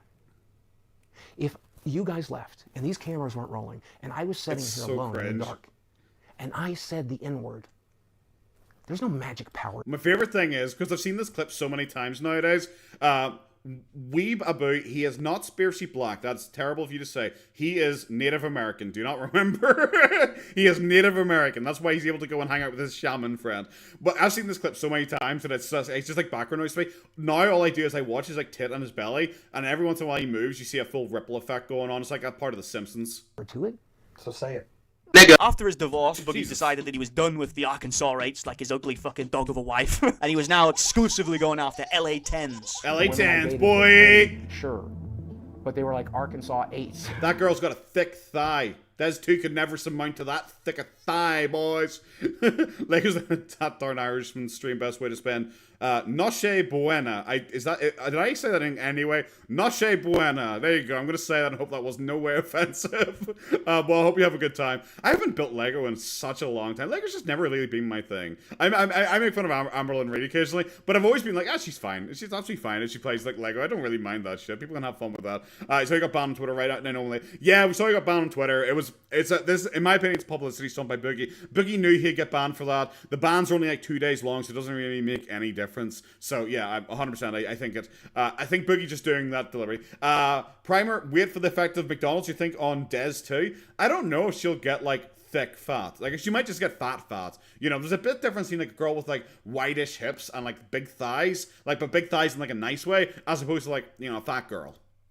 Not LA 10s with sugaring. I got to fuck some LA 10s. Also, this guy's name, by the way, guys, and I'm not doxing because Mike Klum said it. This guy here, this guy is called Dennis. This is Boogie's stunt double.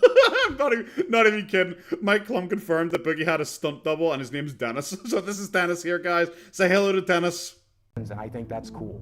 If only we knew why his wife left him, It's quite the mystery. Thick, well, exactly. I'm going to betray my wife's trust here. Do not betray her trust. It's very minor. My wife, God. Oh no. My wife, God love her. No, oh God, this bit is the creepiest shit.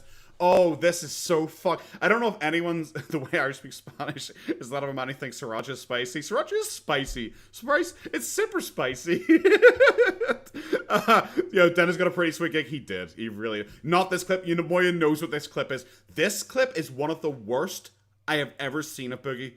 This clip is like obviously I have this set aside to use in my video. This clip is disgusting. she's not a very sexual person. She has been very sexual with me. I'm one of the only people she's ever trusted that way.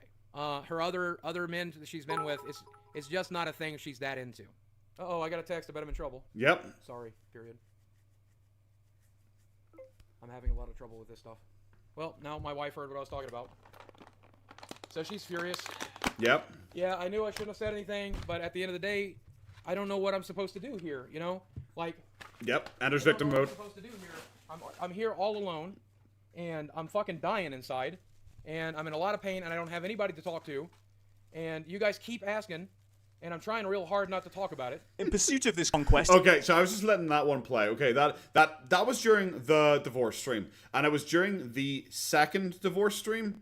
Your spices, Pepper, shut up. It was during the second divorce stream where Boogie is getting made fun of by a couple of people in chat, and they said he's got cucked and all that kind of stuff. And Boogie immediately goes like, well, I probably shouldn't say this, but, you know, with my wife, she's not a very sexual person. And the way he says it, it's like she's not a sexual person. She doesn't trust other men, because like there's more to it than what he showed there, because he did kind of cut a wee bit, but he kind of makes it sound like she's not very trusting around men, because he said at one point, you know, sometimes she doesn't even feel safe around me, that kind of shit, which kind of implies that she was like molested.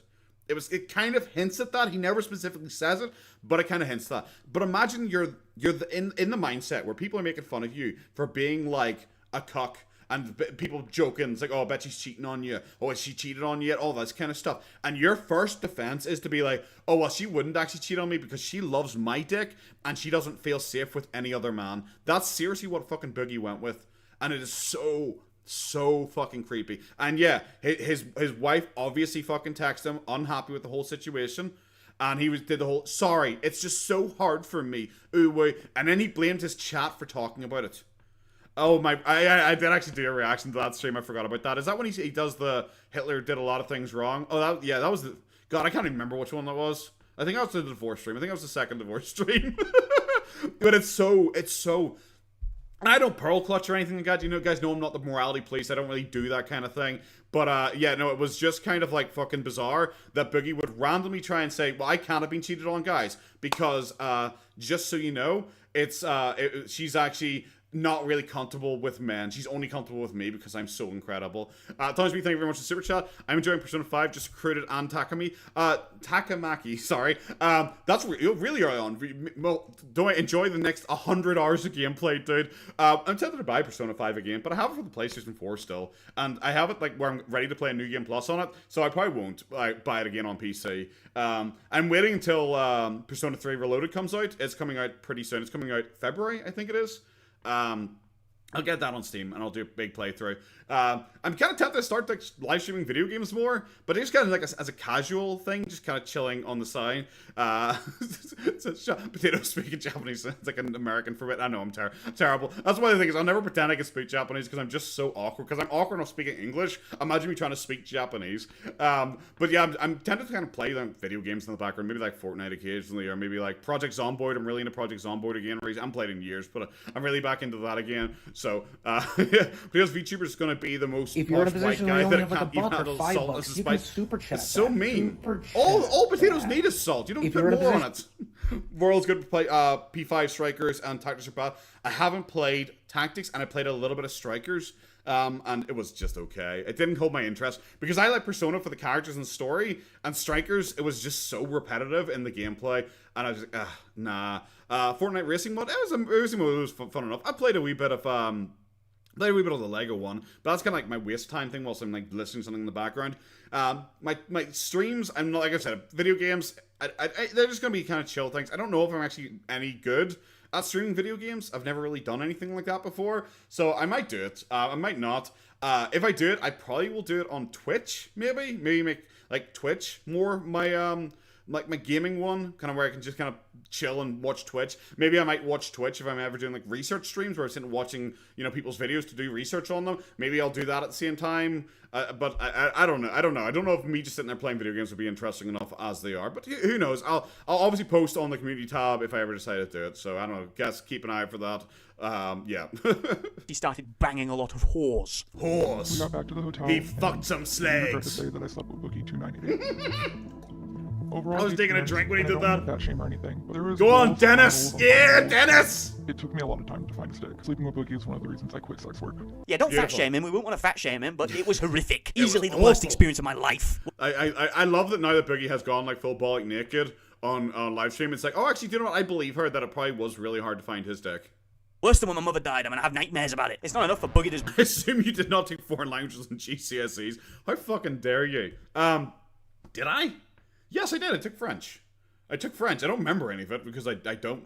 I don't remember any French because like French was just like you had to take a foreign language. So all of us were expected to take a foreign language, and I wanted to do German, but I missed the sign up for German, and my school only did like German and French. We don't do a lot.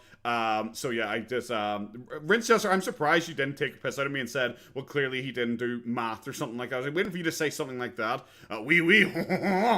That's the extent of my French. But yeah, no, I just, once I was finished with French, I just pushed it out of my brain. I would have much preferred, it's not like a nationalist thing or anything like that. I would have much preferred Irish. I think like learning Irish would have been at least a little bit interesting. But when you're told you can speak French or German, and I was like, well, I'll literally never speak French, and I'll literally never speak German. So what is the point? If they said Spanish, I learned a little bit of Spanish in like primary school. I would have been more interested in that because Spanish is a language I might actually listen to or speak at some point in my existence. French is like, bro, unless I'm going to like certain parts of Africa or France, I'm not going to speak French or maybe fucking Quebec, I guess. And what, German?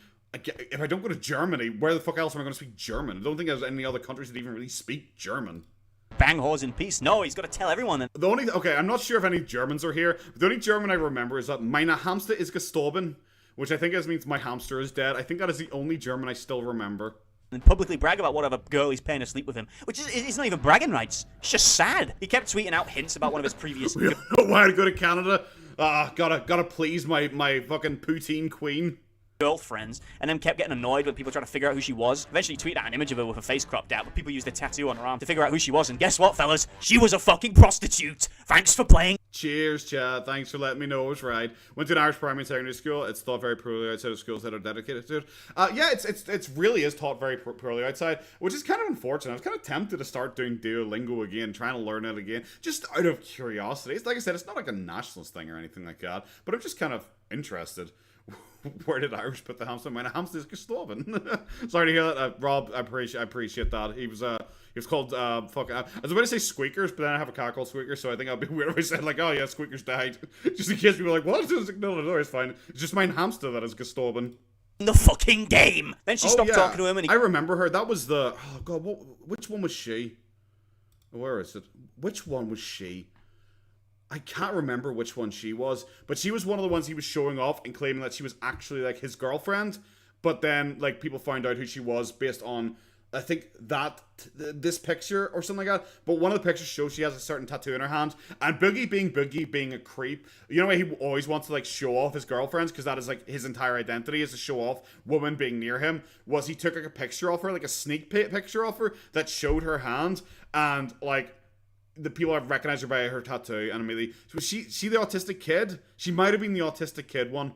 She might have been that one. I'm not sure. I can't remember what her actual name is, and it's not here, so I don't want to like guess at it just in case it's not actually here. But yeah, this was one of the many, because I remember this picture of her in particular. This was one of the many sugar babies that Boogie was pretending was an actual girlfriend of his until it got found out that it was a sugar baby, and then she immediately cut contact with Boogie. The fucking game. Then she stopped talking to him and he got mad about it. But hey, you know, maybe. What's with Boogie and women similar names? Des 2, Miss Des. That's a good point. I didn't even think of the Des thing. If you don't want people to Merry Christmas, Sailor. Find out your fucking girlfriend is, don't tweet hints about it, you fucking dumb cunt. Yep. You fat drunk. You fucking fat cunt. Ugly piece of shit. Jesus Christ. There was one girl that I dated. She liked a lot of childish things.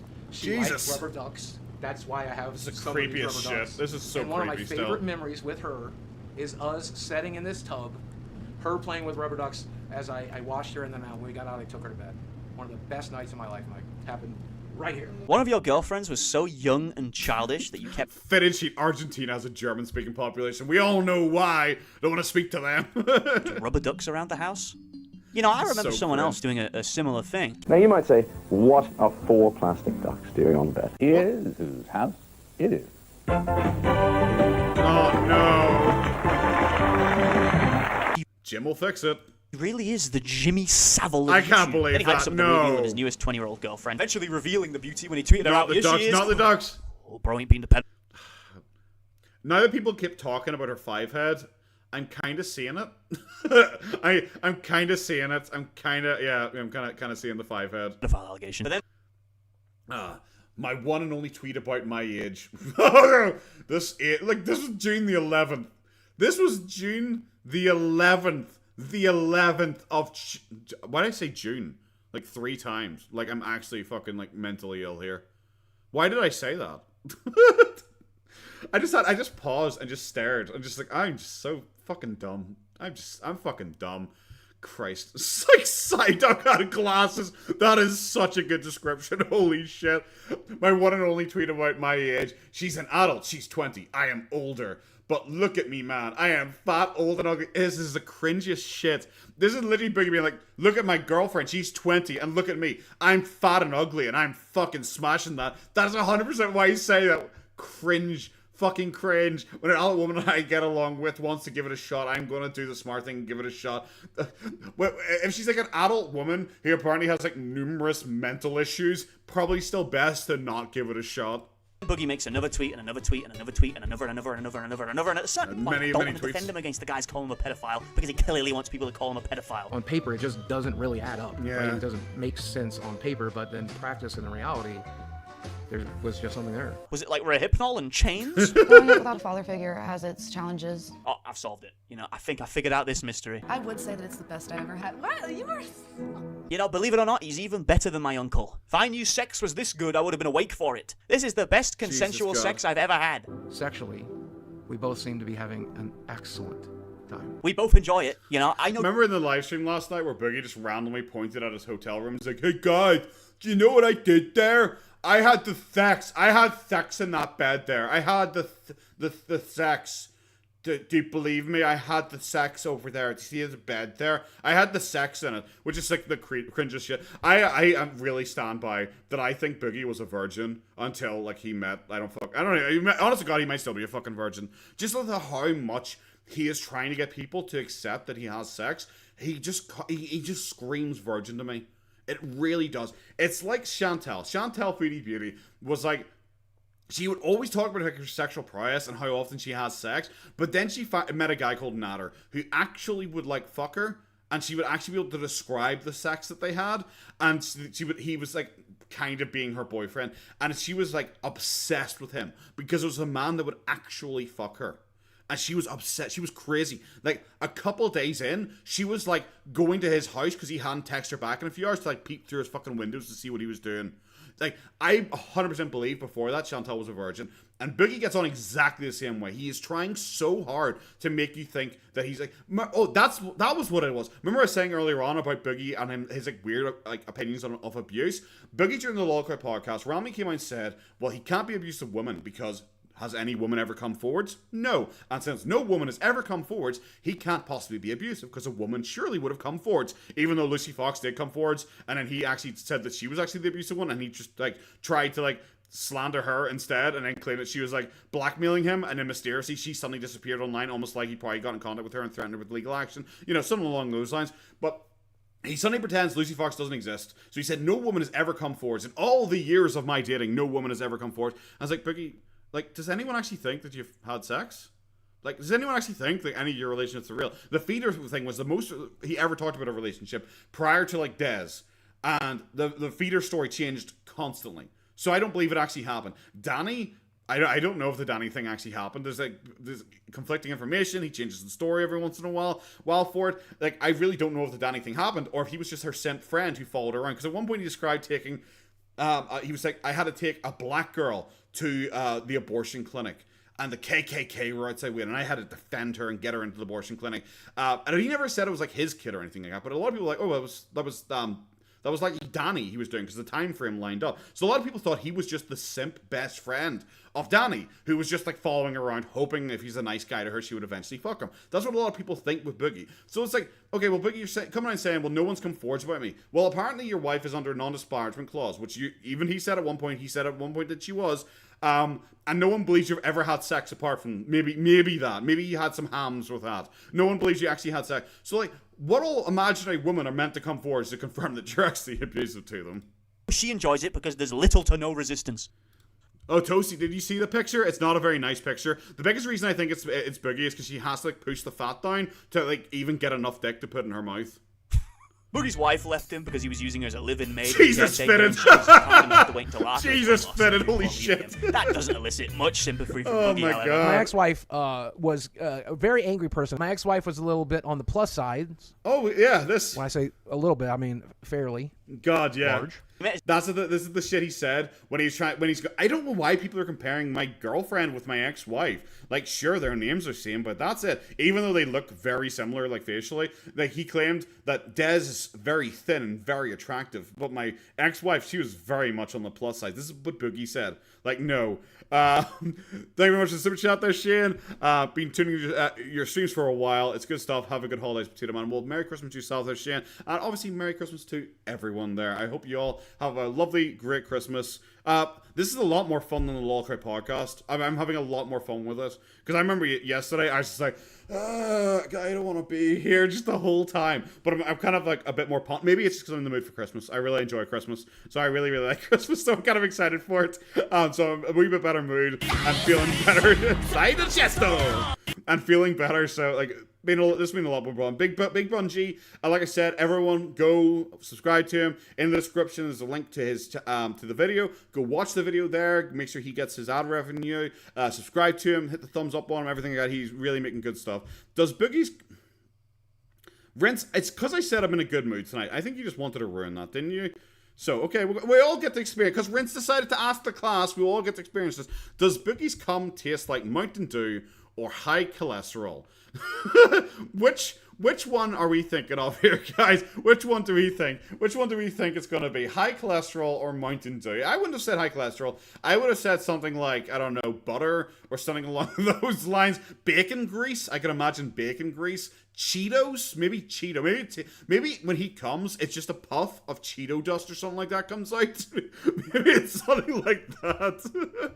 Mountain Dew is not salads. That's a good point. That's a good point. Well, salads maybe taste like, I don't fucking know. What's this? The shisha? He always smokes the watermelon shisha. Maybe it tastes like watermelon shisha. Why not both? Why not both? Exactly. Maybe it just tastes like actual poutine. His new girl, Desi, through Instagram, where apparently they...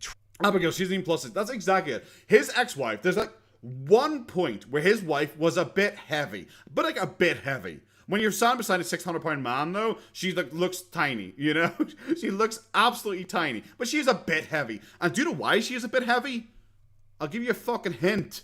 Boogie admitted on his Boogie Down 550 channel that she was trying to do diets and all as well because he was eating so badly. His bad eating was affecting her eating and he was causing her to put on weight. That's what Boogie admitted during the Boogie Down 550. But now he's like, oh my god, my ex-wife was fat. If that was even true, that is literally your fault because you're so bad at controlling your diet. You are making her fucking fat. Trauma bonded, and within 2 months they're living together. Why is that? I mean, there's a lot of guys. There's billions, really. Apparently 2 months. So special. What makes Boogie so special is that...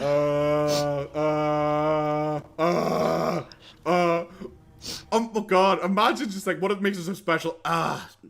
Oh gosh. Imagine not being able to say. Imagine not being able to say. How much pressure do you think Boogie's heart is under on the daily? I don't know. I imagine like Boogie can't lie flat on his back because I imagine that would absolutely fucking destroy him. Oh, that's not what you want to hear. Oh gosh. Yeah. Ooh, what makes him special? Remember the way Boogie actually said, I try not to be mean. That's the thing. I generally try not to be mean about this kind of stuff because, like, you know, Des 2 didn't ask for this. She kind of did, but, you know, still, whatever. But Boogie constantly saying how attractive she is kind of means I have to react to it because it's what Boogie is saying. Boogie said she is objectively hot and that there are people simping over her. Like, really? Like, really?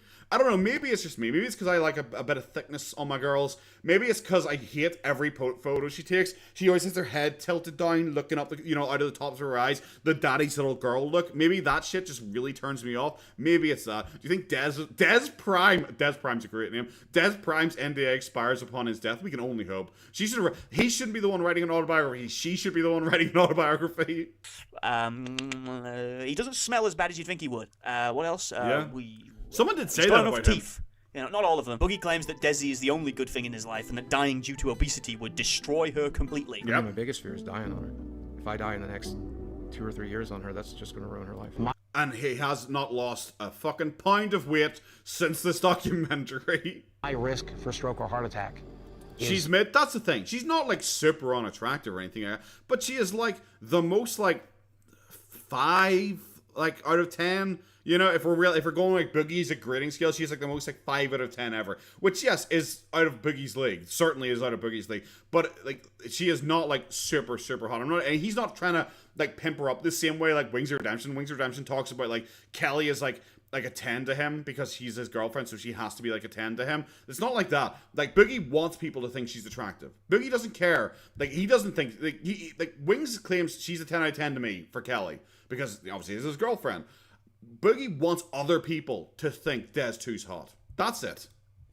Astronomical. You all are talking nonsense about Des 2. 53 nights. What would you rate her? What would you rate? I want to see your rating for Des 2. I want to see your rating. And if it's anything above a 5, I would like 500 words. I would like a 500 word dissertation as to why you feel like that. Fucking sorry for that. I really. She looks younger than her age? Yeah. Better care of my body. If only there was some way I could lose this weight. If only there was a place I could go that was designed for people to lose weight. If only that was a thing. Unfortunately, it turns out that his soulmate and the love of his life cannot possibly measure up to a KFC bucket meal. Watching the documentary, it's pretty obvious what he wants out of women, and it's not. Well, you know what? KFC bucket meal has more thighs than she does. Love or companionship. He wants a permanent in-house maid / sex servant. Yes. I'd almost go as far as to say that he can't feel love or affection. Back in 2017, Boogie was a millionaire making around $500,000 in a year, and 6 years on, he has gone from that to a financially destitute, soon-to-be homeless person. Like all formerly successful YouTubers who've fallen off, Boogie refuses to get a normal job and intentionally sabotages himself anytime it's brought up. Tell me a little bit about Mr. Big Bungie. Actually, I think you'll find this was an Andy Kaufman skit. You're showing your lack of knowledge here on the comedic genius of Andy Kaufman. If you did not realize this, you've been trolled, sir. Your background and where you think you want to go with the experience that you already have. I did work at a small gaming store back in 2006, 2007. I am disabled, recognized by the state of Arkansas, but also the United States government. There's that. No. That's so weird. You know what him trying to say that I was being Andy Kaufman? Like, that extra bit of information is one of the reasons why it's like, okay, well, you weren't trying to be Andy Kaufman. Like, if you're randomly saying, I'm disabled, you'd usually try and make that funny if you're, like, being Andy Kaufman. You wouldn't say, I'm disabled, and that has actually been confirmed by the United States government and the state of Arkansas, just so you're aware. Because you're trying to give, like, validity to your claim. You're not being funny. You're not making a joke. You're just saying, yeah, actually, I am. How many random chairs does he break per year? That's honestly, he didn't include that in his financial audit, but that's a big chunk of it. His mortgage, he's actually paid off his house in full. His mortgage is actually his monthly chair payment. The downside of that is I am extremely depressed. So there's some mental health issues that we bring to the table. And then physically, I am morbidly obese. I have no references. Oh, I hadn't noticed. No Thank work you for history, telling me. And no education. And I beat my ex-wife, and I am also a pedophile. Oh, I love he's still saying that, even though he also says that people are being like hypocritical because they're not saying he beat his wife, but they're saying he's emotionally abusive. But he still says the phrase, they're saying I beat my wife. That is still what he's going for. Shit, a fat, disabled, gay pedophile who beats... She's at least a 6.5. Her body alone puts her above a 5. Well, her body alone is like the most like average body in existence. That's the thing. Her body isn't like above average. Her body is like average. You know? That's the thing. It's like as Travis even says, if you want to talk about like her teen, like her body's like there's no hips, there's no ass, there's no tits. So like even that like wouldn't even put it like possibly at an average for a lot of people. You know? I'm 53 nights. I disagree. And 5 is average. Bro, I fucking know how averages work. I know. Rinse Chester might point out a bottom mouth, but I didn't know 5 is average. His wife? With a CV like that, who can say no? So I think there are some avenues you could explore. I definitely don't think it's impossible, but you have some challenges. Yeah. Exactly. Hollywood, the Catholic Church, you got shit tons of options. You're practically built for California. I did work in the porn industry for the better part of 7 years, so I mean... Be real with me. Do you really think it would be a good idea? I knew a girl that looked like her. I haven't talked to her since middle school. Finish it. You're coming with all the fucking heavy ones today. Idea to go to a real interview. Hey, you know about statistics? Well, I made a mistake like once. For anyone who doesn't know, when I was doing my anime video last year, I did an anime video, and I was like, it's 45% this, 45% that, and it was something. It was like 35% this, 35% that, 20% this, because for some reason I thought that equaled like 80. And I just like, someone messaged me, was like, where's the other 10%? I was like, oh, for fuck's sake. Reference porn. It depended on the job, I would think. He's right. If he were applying for the role of fuck pig, he'd probably be on the shortlist. Nice. McDonald's, though? Not so much. I doubt they'd even take him as produce. I don't understand the mentality of these people. You know, I've seen your content. You're not putting in a 15-hour workday. Once, yeah, Rich, only once. By the way, now only he's claiming once. this interview was a big joke. I'll tell you what actually happened, and Mike will confirm this. We went into it with every intention of, would it actually be possible to get a job? That's Sure. the fingers crossed, right? And so we do, like, before the cameras are rolling, we sit down and we talk a little bit. And it's very clear from the get-go, this company has no interest in me. Yeah. So we basically decided to... He told him you were in the porn industry. Right, I decided to do the Andy Kaufman thing, which is just try to be... I decided to do the Andy Kaufman thing, which is to try and be funny, guys. Weird that you're just never funny. That's my thing with Boogie. It's like, for a guy who's like referred to his videos as masterpieces, and like that he's a comedian and he learnt from the greats and all that shit, the dude is just never funny. You think at some point he would be accidentally funny, but he is like... never really funny. Like, the funniest he has ever been, and I've always said this about Boogie, I've been fair about Boogie, the funniest he's ever been is when he makes up raps. His raps are actually quite funny. Like, his Hitler did a lot of things wrong rap is genuinely fucking hilarious. Fucking hilarious. That was because hilarious. we already found out that this shit's shut down. Like, this is a non-starter. We are here and we're wasting our time. Oh, they told you that off camera before the interview? Yeah, sure, that makes sense. In order to just like he claimed after the interview, when they turned the cameras off, suddenly she came up to him and said, by the way, Boogie, I'm actually going to be serious with you for a moment. You will never get a job. You're literally unhireable. And Boogie's like, oh, I wish we'd filmed that as well. And they could have just turned the camera on, but apparently they just decided not to. Like, oh yeah, Boogie, that was really believable. Really understand Boogie's financial situation, we must analyze his spending Bethesda's Prime route, that would be so arcade good. machines, Funko Pops, $100,000 Tesla, Legends of Zelda Tears of the Kingdom, he had to buy it. Magic the Gathering cards, $100 soundbar. Oh god, Boogie will have a conniption here. He's like, well, actually, I never actually bought the Tesla. You're factually incorrect. I did not buy the Tesla. It was a joke.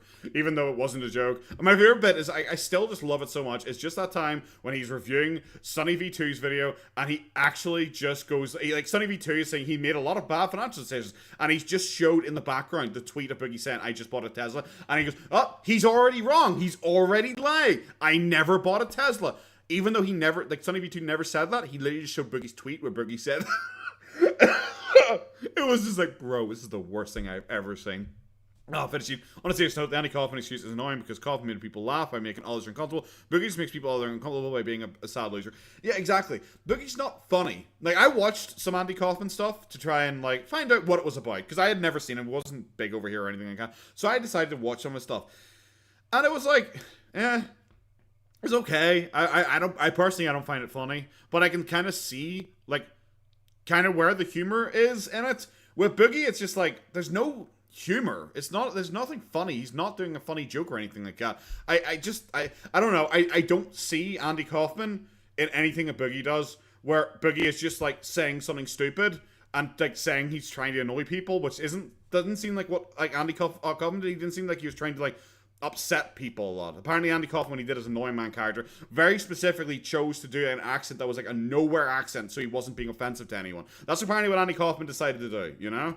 Diablo 4, he had to buy it. You had to buy it. $200,000 on prostitutes. But if you take out all of it, you take it out. All I eat is sandwiches every day. All I do is sit here. I need $7,000 a month. In fairness, Boogie, a sandwich for you is like a tub of lard and 2 whole fried chickens. However, there was a light at the end of the tunnel for old Boogie. As it turns out, in 2019, he pumped all of his money into crypto. By 2021, had essentially quadrupled his money, solving all of his financial woes for a year. Despite the fact he said he was going to move the crypto money into real-world, less shitty investments, only a year later he claimed he'd managed to lose $500,000 by investing in shitcoin. Boogie later made a video playing the victim and shifting the blame whilst simultaneously begging his audience for money. Change of scenery, though. He does it outside. He never did. Like, Big Bunjee, he never did. He literally never even mentioned money a single time in that entire video. That's what Boogie told me, and Boogie's never lied to me before. Can't see the fucking thousands of dollars worth of arcade machines, Funko Pops, and just random garbage. Although, as it turns out, he was lying the whole time. He never lost a Oh, that's exactly it. Neatus Diabetes. It's Christmas. Merry Christmas, guys. It's 2 minutes past midnight here. Merry Christmas to everyone. I'm living in the future. I am here having Christmas all by myself, me and Goobs. Isn't that right, Goobs? She's asleep. She's sleeping through Christmas. She don't give a fuck. $500,000 in crypto. In fact, he didn't lose any money to crypto. In a recent live stream of Mutahar, he claims he put $200,000 into crypto. It went up to $750,000 and then back down to $200,000. But he then took that money back out of crypto. Exactly. So here's what I don't understand. You have $750,000 and you just decide to put all of it into crypto when that money could have went into No, I did not have $750,000. I had $250,000. That's what literally the documentary that you were on. I understand. That's the most I had was $700,000. When I initially invested in crypto, I had $250,000. So why did you let him write you lost $600,000 in crypto? Because that's about how much I lost. My max amount was about $700,000. And so if I sold that day, I would have had $700,000. The math doesn't make sense. Well, the math should make sense. Well, let me walk you through it, okay? Now, let's imagine you have $250,000, okay? Which is what I had. Now you invest it. Exactly, okay? Katana, yeah. Now, it goes up to $800,000. Okay? Merry Christmas! Now, if you sold it, then how much money would we have? Felix Navidad. I don't. Was it Feliz Navidad? Is it that? What? I can't remember what that is. I can't remember how to say that at all. $800,000, right? But I didn't. I sold it when it was considerably less than. I went to bed and it lost 60% value overnight. See, this is nonsense. Boogie claimed when he was talking about crypto before that he had like stop losses in. So if you invest in it, you can put like a stop loss. But I think stop losses also affect how high the investment can go. So if you put like a stop loss, I'm not 100% sure. I don't really invest into the crypto game or anything like that. But like Boogie claimed that he had stop losses. So if it ever dropped by a certain amount, it would automatically sell for him. But apparently he forgot to do this. For like this investment in particular, this dodgy investment, he forgot to do that. Because overnight he lost 60, he claimed it all at 0.70, he claimed it all at 0.80% of his entire investment. So it's like, did you forget to do the stop loss in this one? I just do not believe Boogie's crypto story. I don't even believe it happened. Like, with how much he lies and tries to get attention and will just do or say anything for attention and do or say anything to be like a victim, I actually believe now that the crypto thing just never happened. It is just Boogie, just like saying whatever. Oh my god, are we still seriously doing like breakdowns? and for Christmas, another 0.5. Are we giving Des 2 Christmas bonus points? Fantastic. I woke up the next morning and sold what I had. But that didn't really matter because I lost. I went from about 700,000 back down to about 200,000. So after you got so hold on, you put in 250,000, you got up to 750. How much did it drop to? About 200,000, 250,000 over. And you didn't decide maybe I should cash out then? No, you let it go all the way down to 30 after that. Well, I did. I did cash out then. So but you cashed out $200,000? Yeah. What do you think I've lived off of since 2000 or 2020? So when he made this video begging his audience for money, saying he was broke, I put my money in the crypto market in the wrong section, and I pretty much lost most of everything. He actually had over $200,000 in his bank account. This guy has been crying for the last... Well, see, technically that's not true. Because when he made that last October, he had 200,000 after the crypto crash, which is I think early 2021. So he would have then went on to spend a lot of money on sugar babies. He would have spent the money on the financial fees. So this bit technically is not correct. But he still would have had like, I don't know, if he's spending like 7,000 a month and he was claiming he had a big deficit, he had like what 30,000, 40,000 at the start of this year. During October, he probably had something like $50,000 in savings. So yes, Boogie was begging with a lot of money, but it wasn't like $200,000. It was like $40,000 to $50,000 in savings probably. So yeah, it's still really bad, but it's not like what Big Bunjee said. It's not that bad.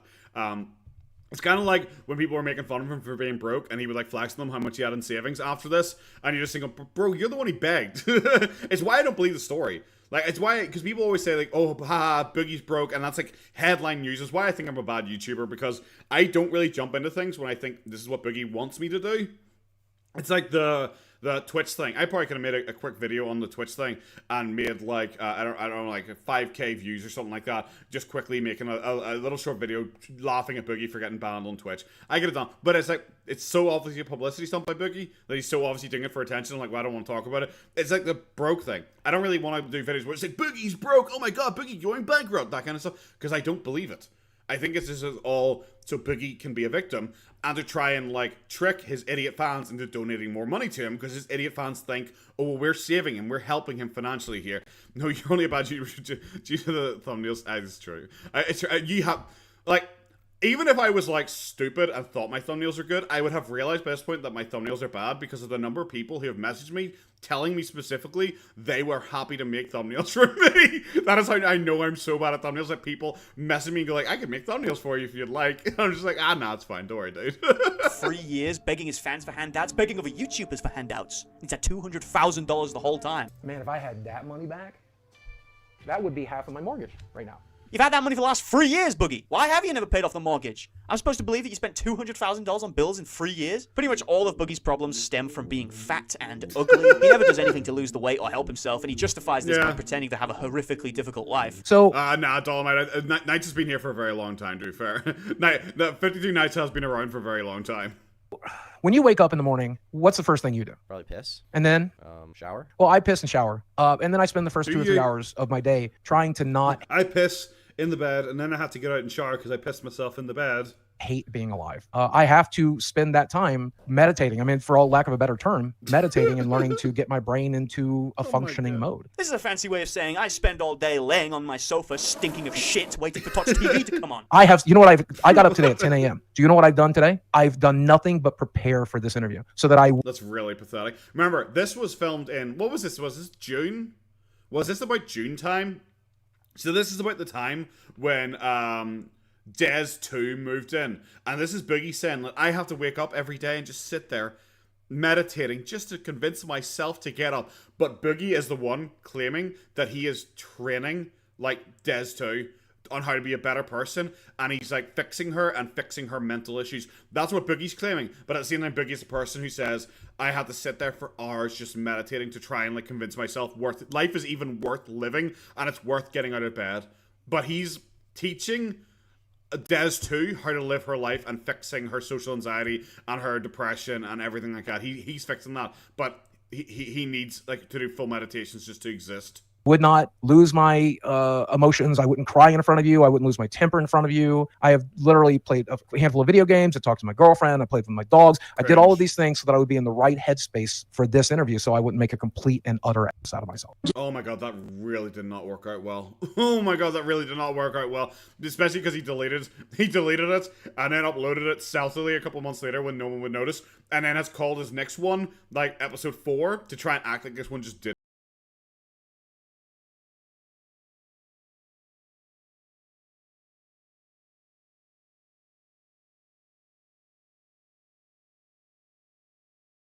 There's two different ways to look at it. I can look at my life, as a lot of people think I do. Oh, poor pity me. I'm just going to sit on my ass and not try to do anything and not try to accomplish it. I can do what I do every day, which is try to control what I eat, try to control this brain, try to control this body. But you fail constantly, which is you just sitting there thinking about yourself as a victim. Like, that's literally what you do, bro. I think I too would be suicidal if I had to spend all my day watching what I eat and controlling my body. Near the end of the documentary, Boogie tries one last tactic to lose the weight and save his life. So there's something I've always wanted to try. Oh, I hate the shrooms. There's a lot of research that came out of Europe, and now we're doing it here in the United States, where psychedelics can help reset certain brains. 40-hour work week, people guys. Who've experienced childhood abuse, people who've gone through. Remember, he sits there because he claims 40-hour work week during the financial audit, but before that, during the documentary, he claimed, like, when he walked into the office, he goes, "This is where I sit 68 hours every single day trying to, fix my career." And it's like, well, clearly not 68 hours every day, because that would equal more than a 40-hour work week at that point. Imagine, how could you spend 40 hours, like, a week if you're Boogie? Imagine, because I put out a lot more content than Boogie does, and I certainly don't spend any work even close to that. Like, putting out stuff, not even a fraction of that putting out stuff. But Boogie says it takes me 40 hours to put up an hour's worth of content. Hello, Goober. Are you awake now? Bye. Okay, bye. She doesn't give a shit. She's heading out to where it's quieter just so she can sleep. Trauma, people who deal with post-traumatic stress disorder. It's one of the only things I haven't tried yet. Other than go to the gym, you mean? Or eat a salad. My given name is Ryan Arthur DeLioyo. The yo-yo. Flaming Star. Flaming Star? Oh, brilliant. You know, the yo-yo. I just love that so much. Boogie, why don't you try dieting before you try taking Flaming Star's narcotics? That's what happens when you hallucinogenics. It's going to allow everything else physically here to relax. The emotional stuff is going to come out. It's going to come out, Trauma's going to come out. But afterwards, your atoms are going to go back into their original positions. Flaming Star, that doesn't sound like it's founded in any kind of science. You know, I'm beginning to question whether... Every fucking time. Look at that fucking double wide. Why did you even bring it if you're just gonna have a log for him to sit on? It's so ridiculously big. It's so big. Oh my god, I'm dying. Oh yeah, did Boogie ever release the footage of him pissing himself? I don't remember. He claimed there was footage of him pissing himself, but I don't actually know if he ever actually released it. Oh my god, Cher is so funny. It's because it's so obviously like a camping couch. It's meant to be for like two people. It's so funny. You're actually a licensed physician. Oh, so funny. I believe it. When you get to a certain point of understanding inside your intellect mind. Intellect mind? What is that, your wife's name? I'm kidding. Okay, you're not mad. Oh, I'm dying here. That connectivity, you realize your hands are basically like USB ports. Your hands are like USB ports, guys. Well, this man is clearly insane. Yeah. So these are they. I remember Clum talking about him on the Ordinary podcast, where Clum was around me saying, like, it was so weird. We're sitting there talking to this guy, and he randomly just took his top off and started showing me all these, like, massive growths on him, because he had, like, some form of cancer, and he's like, I'm curing my own cancer through hypotherapy, or some bullshit like that. Like, he was some mentalist crazy guy, and Clum was like, oh, this guy's absolutely fucking insane. It's crazy to think. What the fuck is he doing? I think this guy's a... USB hand superpower. He's like the girl from Jiro. Is there Jiro? Is that her name from My Hero Academia? Who has like audio jacks as her ears. He's kind of like that, but with like USB hands as opposed to audio jack ears. Date rapist. Stomach cancer. That's it. Stomach cancer. This guy is going to rape you. And he can cure AIDS. Yeah, cure AIDS too. I forgot about that. Power, and I'm actually holding it in my hand right now. But here we go. Here we go. There you go. Get that down, your son. The first vegetable he's had in years.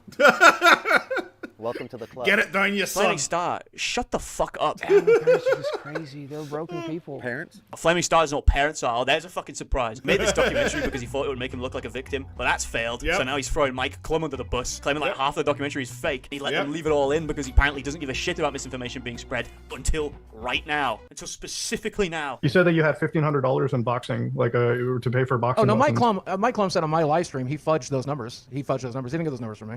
He'll openly tell you. And so hold on. You watched this documentary before it came? He didn't openly say, I fudged those numbers. I didn't get any numbers from Boogie. He did not say that whatsoever. Instead, he said that they ballparked some figures. And on Boogie's reaction to the documentary when he phoned Mike Clum, is he said, because some of these things we're going back years for. So that's why they say they ballparked certain figures. Like the Sugar Baby thing. They ballparked it as 200,000, which obviously Boogie's downgraded to being 40,000. No, they ballparked it because he's saying, we're literally going back like 6 years for your Sugar Baby stuff. So we obviously had to ballpark some of those figures here. That's what Mike Clum was talking about. Not your boxing. That was filmed. That was during the filming of the documentary. They didn't have to ballpark that because it was years ago. It was literally happening as they went on. Came out in its entirety and we're okay with that then? I didn't pay attention to the numbers. He politely covered for Boogie's fuck numbers. Yeah. Sorry, I'm still dying here a wee bit, guys. One sec. I'm just dying. Jesus fuck. Sorry. God, I died there for a little bit. I think my soul left the body. Me and Flaming Star met in the Eternal Beyond, and we had a bit of a conversation about curing AIDS. It was very fascinating. I would highly recommend his shaman skill if you want to go for it. But no, instead for the Clum thing, I think Clum is purposely going to people who are like so unhinged that they will happily be filmed being like fucking total weirdos on camera. I think that is what Clum is more or less going for here. And that's why he went for Trisha Paytas, Jimmy Lee, and Boogie. Those are the ones we know he went for. And I feel like he's trying to stay nice to them. You know, he's trying to keep in the good books with them, because I think he knows he won't get any more documentaries if he just comes out and just shits all over them. So he's kind of like taking some heat off them for certain things. Like when you see him talk to Jimmy Lee on the H3 podcast when they're talking about the Boogie documentary, he is like very kind of casual and calm about everything, you know. When he's talking about, and he's kind of being a bit jokey, even though you know he's like annoyed about Jimmy Lee, like kind of screwing him over. So I think he's trying to be like a wee bit friendly, so he doesn't scare off future people from dealing with him. So I think that's why he's taking a bit of the heat off Boogie. If you need a moment, we can talk about LR buzzballs and squirting. Don't get me too excited there. My breathing would just totally go if we started doing that. It's like most of the text, like boxing financials were all fake. His yearly earnings were fake. The interview was fake. Basically, everything that made him look bad was fake. When his girlfriend says, even if Boogie was cheating on me, I'd stay with him. So if he cheated, I'm not going to break up with him because I love him and it's going to hurt. Yeah, we're going to talk about it. To see him with, to see Boogie with another woman, it would hurt and it would make me jealous, but I'd get it. Even if Boogie was raping me, I'd stay with him. That was like, you know, That's so weird. Don't listen to her. She doesn't know what she's saying. She even sat there and was like, if you cheat on her, she'll still let it go because you're a yeah, YouTuber. we had a really good moment. Response, we had a really good moment on the live stream the other night, and she came in there. I'm like, baby, if I ever cheat on you, you got to promise me you'll cut my dick off. And she's like, of course. Boogie said, yeah, we had a really good moment. I saw that live stream. It wasn't like that. He called him and was like, hey, babe, if I ever cheat on you, you cut my dick off. You, Lorena Bobbitt me. And she's like, okay. Because she obviously had no idea what the fuck he was talking about. And that was it. That was his really good moment with her. Like, they had a deep romantic moment. Not that he sat her down and was like, look, don't ever say that. You're worth more than you think you're worth. You know, I'm the one lucky to have you. You should never feel like you're lucky to have me, and that you should just accept me doing awful things to you. If I ever do something awful to you, you should know that you're above that. I want you to leave me. He should be saying stuff like that to her if he actually thinks that she has like dying again. Fuck. Jesus, sorry. He actually thinks she has like autism or really bad social anxiety or really bad body dysmorphia or body image issues. He should be saying that. He shouldn't be like, hey, Loretta Bobbitt me or whatever the fuck that woman's name is. He shouldn't be saying something like that. That was his really good moment. Was a really cringe joke he made on live stream. And Boogie actually thinks that was a really good moment. Don't die on us. I won't. I promise I won't. This potato... He's only starting to sprout. That is, the potato sprout. We'll go with that. Merry Christmas, Snus. Happy Christmas, my dude. Yeah, she's got social anxiety. She's like me. She says silly shit sometimes when the pressure's on. It's always a good sign when you have to specifically tell your significant other, you know what? You don't have to stay with me if I rape you. If I rape you, if I abuse you, you know, you don't have to stay. Always a good sign. Now that you've seen just how much Boogie is willing to lie, I'm going to hit you with the final point that no one else is willing to make. I'm the only one brave enough to question it. In a way, it's the perfect lie. Because what kind of dickhead, heartless cunt would question a man's torturous tale of horrific childhood abuse?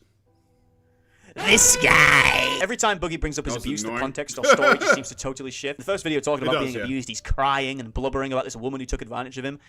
One of the women I dated had manipulated me and convinced me that I was going to be one of the fattest men in the world, that I was going to be bedridden, and that she was going to feed me to death. Oh, is this the feeder one? I don't even think I've seen the video on the feeder. I watched a lot of his feeder videos, so I'm kind of curious how much he shows this, because like the feeder story changes so much. I'm kind of curious what this version is, because I've never seen. I don't think I've seen this rendition of it so far.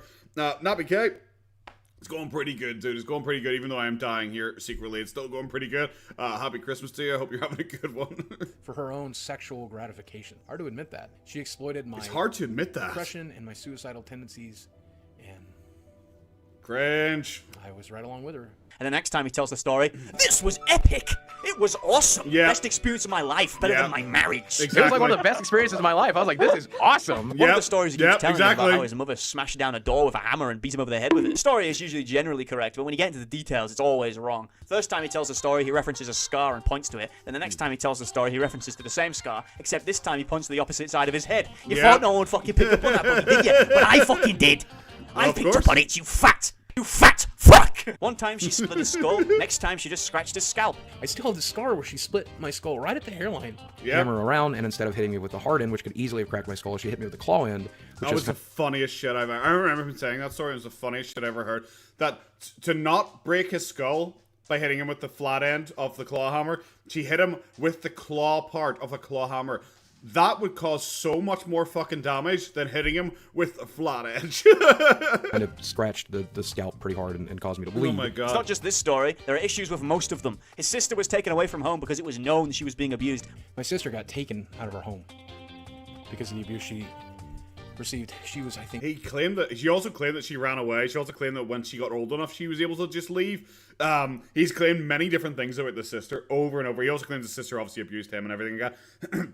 I don't think it would make sense that it's like, my sister was so badly abused, she was removed from the house, but they're like, it's fine. Don't worry, keep the other two. It's fine. That's absolutely fine. 13 or 14. They left me there for some reason.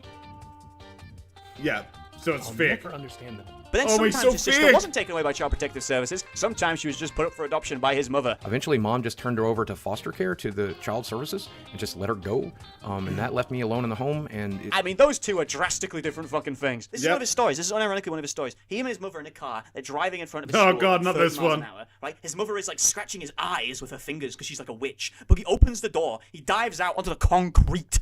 Right? He's like rolling along in front of this. Every single one of the kids, all the faculty members are watching this kid jump out of a fucking 30-mile-per-hour moving vehicle, rolling along the concrete, getting all scratched up, right? They're watching it. Don't give a shit. Yep. Don't give a shit. No one cared. You know what I think that is? I think that's fucking bullshit. Yep. Fuck that happened. That is retarded. It's very simple stuff. You're a bad guy for questioning it. You see, his parents raped him multiple times, but actually it only happened once. But he actually wasn't ever raped. He was only ever never molested. happened. Yep. His mother hated sex and was never sexual with him at all. That was always one of his funniest claims, is that his claims around his mother and sex, because he would often say, like, you know, my mother was so evil, so sexual and everything, but then all the time she would say, like, porn was evil and she would beat him if he was thinking about being sexual in any way, but at the same time she was also a whore. Then he specifically made a point, very weird this, that he made a point that she would fuck black men for drugs. It was really weird that he always specified those black guys.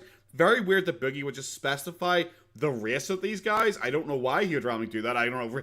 Read into that as you will, guys, where he would randomly point out that she fucked black guys for drugs, you know, so she could get by. I'm not entirely sure why, but, you know, whatever. How is this hard for you to understand? I think it's interesting that he claims he wasn't abused at all, and his mother apparently also said she'd never abuse him until... Christy, I don't know, in Kansas I had a classmate bail out of the moving car, and then the teacher was driving by and hit the kid. The fuck? Do you know what? Maybe any states that have Kansas in the name, maybe automatically people just like jumping out of cars there. His brother and sister were no longer in the house, where suddenly this horrific abuse starts when there's no one around to actually confirm it. I watched it happen. It didn't happen to me very often. I was very lucky in that regard. 8-year-old me, 10-year-old me really never got hit very often. I got spanked. I got slapped in the face a little bit, but nothing I would really consider abuse, just, you know, child rearing at the time in the late 70s. And the reason for that is because Mom had felt she'd already screwed up my brother and screwed up my sister. This is why I don't go into his abuse stories as so much, because it changes so often. It's kind of like his crypto thing, where I said at a point I was just not going to talk about his crypto thing anymore, because... apparently black men have all exactly that the Boogie, someone's saying that apparently she had to sleep with black men specifically for it. I don't know why Boogie kept specifying that, but I'm just fucking saying. It's like his crypto thing. When I just said I'm not talking about his crypto or his begging video anymore because it's so repetitive, because he just like, it's repetitive in the fact that he changes the story every other day. It's the same with his abuse. His abuse is like the least consistent thing he's ever said, and he's obviously just like constantly explaining, oh well, that's because my memories change. Oh, that's because of inconsistent memories. He's like, maybe you should stop talking about it. Maybe you should stop talking. Maybe you shouldn't bring it up if you have inconsistent and fake memories about it. Because at that point, you should realize you're an unreliable narrator. You probably shouldn't discuss this. And she had me as late in life as she could because I was the one that she was going to not screw up. So she tried her best not to hurt me. But eventually my brother went off to college. My sister continually ran away. She ran away at the age of 11, the age of 12. Eventually Mom just turned her over to foster care, to the child services. And that left me alone in the home, and it just kind of went downhill from there. But then at the same time, he claims that his brother and sister were actually witnesses to his abuse. But don't actually ask them, guys. Come on. Don't ask them. So in regards to this abuse, there's no witnesses. The only people who confirm or deny it are dead. And all the information in regards to it is coming from a pathological liar and self-admitted covert narcissist who also just so happened to be writing a book about it. I'm turning into null. What am I doing? What did I do? I don't even remember what I said there a second ago. First thing Boogie's probably ever done was when he accused his own sister, who is also a victim of abuse, of raping him. After being called out on this, he started walking it back, and then he blamed his brother for the allegations, claiming that his brother had gaslighted him into thinking his sister had raped him. So like my mom and my dad did fucked up shit to me. And whether or not my sister did fucked up shit to me is apparently debatable, so it's not something I talk about anymore. But why is the sister part questionable? That's the reason. That's what I was going to ask. Because, like, it's a... Egg Bun, he claimed, changed that story several times. But yeah, he did claim at school he was he was considering if he was bi or not because one of his friends was bi, and they said, well, how do you know you don't like guys? And he's like, well, I don't know, I've never tried. And then he's changed the story in that they just kissed for a while and he didn't like it. And he also said that he gave the guy a hand job and the guy gave him a hand job. I don't think he ever said he sucked dick. He might have, but I remember specifically them giving each other hand jobs and also the kissing story, which are two separate ones, but he never touched the guy apart from that. So he's given, like, the two stories that I remember specifically, they directly contradict each other. So me and my brother were talking a bunch of, like 5-6 years back, and he's like, you know, like we were talking about mom and dad and the shit they did to us. And like, he's like, you know, Carla did the shit to you too. And I'm like, what? And like, I started getting memories of what the fuck happened. So like, I talked about it online, and then like, I went and visited my sister the last fall, and she's like, baby brother, I would have never done anything like that to you. Like, you know, and I'm like, but Carla, I even love that he actually says his like sister's name. Imagine being like his relatives, his family. Imagine being related to him. And he's just going out there and saying your name alongside like a rape accusation. Like just casually. Just like, just no qualms about it whatsoever. Doesn't mind. It doesn't factor in. He doesn't think, oh, this is a really bad thing to do. He just like, oh yeah, see my sister Carla? Yeah, she molested me. She raped me. It's like, Jesus Christ. Imagine being her and just hearing this, being like, what the fuck, bro? No one on the Kinsey scale? Exactly. He said he would be, happen to be gay for Kyle and for Tom Hanks, but also he doesn't know what being gay is, he doesn't know what being bi is, he's too old for this stuff, he doesn't know what being transgender is, even though he's the transgender ally, and he opened an LGBT-friendly gaming store, and then opened a second one, but also he never opened them. He actually was only a part owner of it. Actually, he was never a part owner, he was a part investor of it. Actually, he was never an investor of it. He just bought a lot of stuff from them, which he feels helped them. You know, all that kind of stuff, guys. I have distinct fucking memories of you doing this shit. And she's like, yes, but you remember how mom and dad and Brian and everybody fucking gaslights us, right? What if she's double gaslighting? So you think you might have convinced yourself into having a false memory or something? Is that what you're... I don't know. This guy had a dream. He had sex with his sister, bro. He's like, I was raped by my mother, my dad, my sister, my brother, the family dog was getting involved, the neighbor was getting involved, the neighbor's kids were getting involved. I was like basically raped by the whole block. I'm basically the rape messiah. Yeah, good one, but... Oh, Rinse, it's gonna be over pretty soon. I had to mute my mic there. I'm dying here in the background now. So, I think I've talked too much and I'm actually dying here. Oh, geez, I apologize that you guys had to hear that. We have a minute 40 seconds left, guys. We'll try and get this done in less than 5 minutes, hopefully, and then I can go and die in peace. Like I fucking believe that, you sick fucker. I know I've already lost the therapy fans in the audience who believe that any discrepancy or negative personality trait can be justified as long as you have the requisite trauma. Personally, however, I work off of Michael Myers' Halloween rules, and I think that Boogie was just born wrong. My theory would be that Boogie's siblings were abused and he wasn't, and due to being left out of the abuse and due to his sick and twisted brain, he became jealous of his siblings for being abused because he thinks that abuse makes you special, leading him to invent increasingly ridiculous abuse stories out of jealousy, and in some cases actually demeaning his siblings' own experiences by claiming that he has suffered 10 times the abuse they did. She revisited everything she ever did to my brother and my sister tenfold. In my opinion, believing that childhood Yeah, it's kind of believable with Boogie, isn't it? It kind of is believable that it's something he would do. Because didn't he, like, steal his sister's allegation? Like something had happened to his sister? Didn't he, like, claim it happened to him at one point? And then later on he changed it, and it was actually about his sister, and he was like, oh, sorry, I just misremembered that. I thought it was happening to me, but it actually happened to my sister. Didn't he do that whole shit thing? Like... kind of feels that that might be something he did. I don't know, maybe none of them were abused, and they're all like, because we only know from like the brother claimed that him and Boogie were two of the most abused kids in history. Yes, in all of history, they were two of the most abused kids in all of history. So I don't know, maybe his brother's a weirdo too. So who knows if it actually happened, if it happened to the extent they said, whatever, you know. Trauma and abuse is some kind of bragging right. What the fuck do I know, eh? Personally speaking, I've always viewed Boogie as a fairly untalented creature, achieving his success on the platform not through being an entertaining or interesting figure, but rather by being so openly pathetic that people ended up supporting him purely out of a sense of pity or shame. You can buy that being one of the earliest creators to use SEO, and you get a successful career, but that doesn't last. A man can only stay down on his luck for so long. If your help doesn't lead to any kind of positive change, pity turns to annoyance, which turns to apathy. There's no point in helping someone who refuses to be helped, and people will eventually close their ears to the wailing of your tortured soul. If I was going to end with one thing, it'd be, please don't give Boogie any money, and instead give it to the Big Bunjee Patreon, and check out my Rumble and Twitter. Go on, boys. There you go, boys. That was really good. I'm slowly dying here. But yes, that was good fun. That was a good fun video. Yeah, really, really good. I highly recommend. Definitely go. I'm going to actually check out some more of his stuff here because it's been really funny. He covered the information well. There's a few things he got wrong, like, but you know, he covered it well, and he covered things that a lot of people don't cover. But probably because he's like he's quite an abrasive guy himself. He's quite a forward, like argumentative sounding kind of guy himself, so he was like not scared to cover some things. Because there's some things you see like people just will not touch in documentaries. A lot of them will not talk about Boogie's like allegations of abuse and all because they don't want to be seen as overly mean or anything like that. But yes, oh god, I'm dying here. So I think it's gonna be the stream here, guys. My voice is starting to go. I feel like shite, so I want to go to sleep.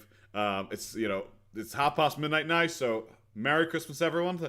It's soon enough I need to be waking up and going and doing all the family stuff, so I'm gonna end here. I think we're just over 2 hours. Yeah, just over 2 hours. That was good like the stream. Longer than I thought it was gonna be, but whatever. Oh god, I'm dying here. So Merry Christmas, guys. Thank you all for coming out. I really hope you enjoyed the stream. I hope you had a good year. I might see you again, before we finish up the year. Maybe New Year's Eve stream or something like that, like I did last time. Everything same time tomorrow. Hopefully not at the same time tomorrow. I was tempted to do a Christmas stream, but I think I'll probably be too busy. And if I do a Christmas stream, I might do my Girl World Island stream because I haven't done any streams for them. So yeah, thank you very much for coming out, guys. I appreciate it. I hope you all had a good time. Thank you very much for saying I feel better. Merry Christmas, everyone. Hope you have a good one. Take care.